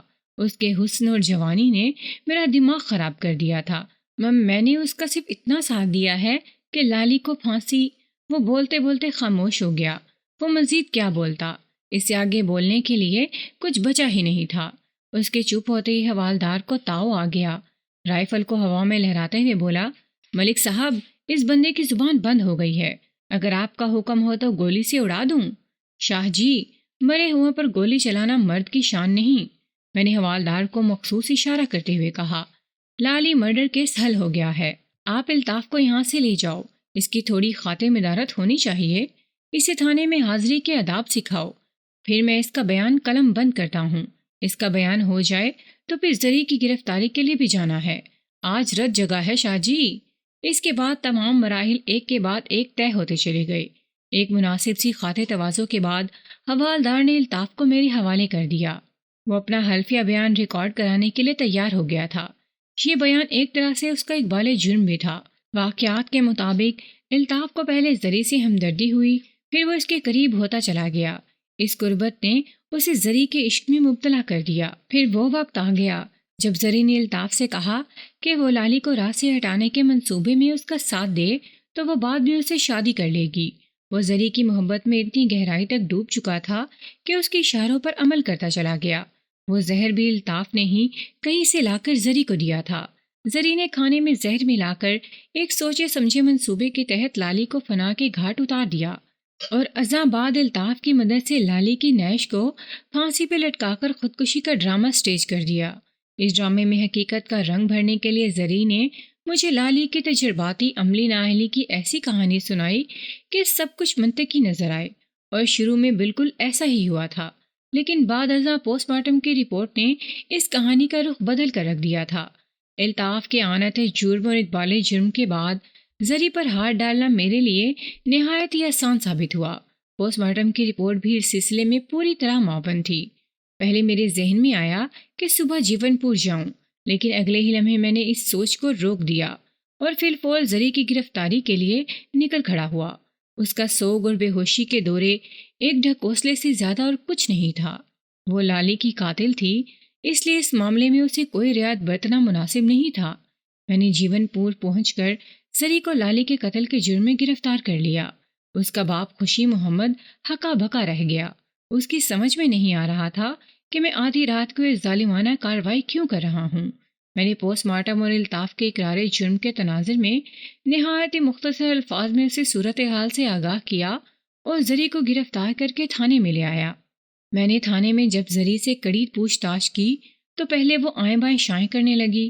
میں نے پوسٹ مارٹم اور زہر والی شیشی کا حوالہ دیتے ہوئے سخت لہجے میں کہا، میں نے اس شیشی کا لیبارٹری ٹیسٹ کروایا ہے جو الطاف نے نہر کے کنارے ایک جھاڑی کے نیچے دبائی تھی۔ شیشی پر الطاف کی انگلیوں کے نشانات کے علاوہ ایک عورت کے فنگر پرنٹس بھی پائے گئے ہیں، اور الطاف نے اقبال جرم کرتے ہوئے مجھے بتایا ہے کہ زہر والی شیشی اس نے لا کر تمہیں دی تھی۔ وہ پوری طرح لالی کے قتل کی سازش میں تمہارا شریک رہا ہے۔ تم نے اسے آسرا دیا تھا کہ اگر وہ لالی کو راہ سے ہٹانے میں مدد کرے تو بعد میں تم اس سے شادی کر لو گی۔ وہ تمہارے عشق میں کندھے کندھے ڈوب چکا تھا۔ میں نے لمحاتی توقف کر کے گہری سانس خارج کی اور پھر اضافہ کرتے ہوئے زری سے پوچھا، اب بتاؤ تمہارا کیا ارادہ ہے؟ شرافت سے اپنے جرم کا اقرار کرتی ہو یا تمہاری زبان کھلوانے کے لیے وہی حربے آزماؤں جنہیں عام طور پر اذیت اور تشدد کا نام دیا جاتا ہے، لیکن ہم پولیس کی زبان میں اس کارروائی کو تفتیش کا نام دیتے ہیں۔ اس کے چہرے پر بے پناہ خوف امڈ آیا۔ وہ الطاف کی گرفتاری اور اس کے حلفیہ اقراری بیان، پوسٹ مارٹم کی اصلی رپورٹ اور فنگر پرنٹس کی فرضی رپورٹ کی روشنی میں کسی ہر درمی کا مظاہرہ کر کے خود کو کسی کڑے امتحان سے گزارنے کی حماقت نہیں کر سکتی تھی، لہٰذا تھوڑی سوچ بچار کے بعد اس نے اقبال جرم کر لیا۔ میں نے دراصل زری کو ایسی صورتحال میں باندھ کر رکھ دیا تھا جس کے لیے یہ محاورہ استعمال کیا جاتا ہے، نہ پائے رفتن نہ جائے ماندن۔ اس کھٹ راک سے نمٹنے کے بعد میں نے زری سے سوال کیا، تم نے ایسا کیوں کیا؟ لالی سے انتقام لینے کے لیے، وہ ٹھہرے ہوئے لہجے میں بولی۔ اچانک رحمت بی بی کی کہی ہوئی بات میری سوچ میں چمک اٹھی۔ رحمت بی بی نے خود کو لالی کی خالہ بتاتے ہوئے زری کے بارے میں یہ اظہار خیال کیا تھا کہ اس نے اپنی ساس اللہ وسائی کو زہر دے کر مار ڈالا تھا۔ میں نے اضطراری لہجے میں استفسار کیا، اور اللہ وسائی کے ساتھ تم نے کیا کیا تھا؟ قتل 1 کرو یا 100، وہ خلا میں گھورتے ہوئے بولی۔ اس جرم کی سزا میں کوئی فرق نہیں آتا، اس لیے آج میں اللہ وسائی کے قتل کا بھی اقرار کرتی ہوں۔ میں نے اسے بھی زہر دے کر مارا تھا۔ وہ ایک دم جذباتی ہو گئی۔ میں ان ماں بیٹے سے شدید نفرت کرتی تھی۔ میں نے جانتے بوجھتے ہوئے لالی سے شادی کی تھی تاکہ اسے انتقام لے سکوں۔ اب میں بہت مطمئن ہوں کہ میرا مشن پورا ہو گیا۔ میں نے پوری توجہ سے اس کی بات سنی اور آخر میں پوچھا، تم نے لالی اور اللہ وسائی سے کس بات کا انتقام لیا ہے؟ سلمہ کا انتقام، وہ ٹھوس انداز میں بولی۔ سلمہ؟ میں نے چونک کر اس کی طرف دیکھا۔ یعنی لالی کی پہلی بیوی؟ جی تھانے دار صاحب، وہ اس بات میں گردن ہلاتے ہوئے بولی۔ سلمہ لالی کی پھوپھی کی بیٹی تھی، لیکن اس کے ساتھ ہی وہ میری گہری سہیلی بھی تھی۔ لالی نے اپنی نااہلی کو چھپانے کے لیے اور اللہ وسائی نے اپنی کمینگی کو چھپانے کے لیے سلمہ کے ساتھ جو بھی زیادتی اور ظلم کیے وہ سلمہ نے زندگی کے آخری لمحات میں مجھے بتا دیے تھے۔ سلمہ پر بانجھ پن ہونے کا الزام لگا کر اسے طلاق دے دی گئی تھی، جبکہ وہ بانجھ نہیں تھی بلکہ لالی ہی بے فیض تھا۔ سلمہ کا انجام جتنا افسوسناک ہوا وہ سب کے سامنے ہے۔ میں نے سلمہ کی آخری سانسوں میں قسم کھا کر اسے وعدہ کیا تھا کہ اس کے ساتھ ہونے والی ہر زیادتی کا حساب برابر کروں گی۔ ان ماں بیٹے کو بڑی بھیانک موت ماروں گی، اور دیکھ لیں میں اپنے مشن میں کامیاب رہی ہوں۔ اب قانون مجھے جو بھی سزا دے میں اس کی پرواہ نہیں کرتی۔ میرا جو بھی حشر ہو، مگر میرا ضمیر، دل اور دماغ مطمئن ہے کہ میں نے جو کچھ بھی کیا ہے ٹھیک کیا ہے۔ لالی جیسے نااہل مرد اور اللہ وسائی جیسی کمینی عورتیں ایسے ہی عبرتناک سلوک کے مستحق ہیں جو اپنی جھوٹی شان کی خاطر دوسروں کی زندگی میں زہر بھر دیتے ہیں۔ مجھے امید ہے آج سلمیٰ کی بے چین روح کو بھی قرار آ جائے گا۔ زری کے اس جذباتی وضاحت میں اسے کسی ایوارڈ سے نوازنے کی پوزیشن میں نہیں تھا۔ اس نے قانون کو ہاتھ میں لیتے ہوئے ایک نہیں بلکہ 2 سنگین جرائم کا ارتکاب اور اقبال کیا تھا، لہٰذا وہ سزا سے نہیں بچ سکتی تھی۔ میں قانونی تقاضا پورا کرنے کے لیے مجبور تھا۔ اس واقعے کے اختتام نے مجھے بے حد افسردہ کر دیا۔ میں فیصلہ نہ کر سکا کہ یہ اداسی اور افسردگی لالی کے حشر سے متعلق تھی یا پھر زری کے انجام کے لیے۔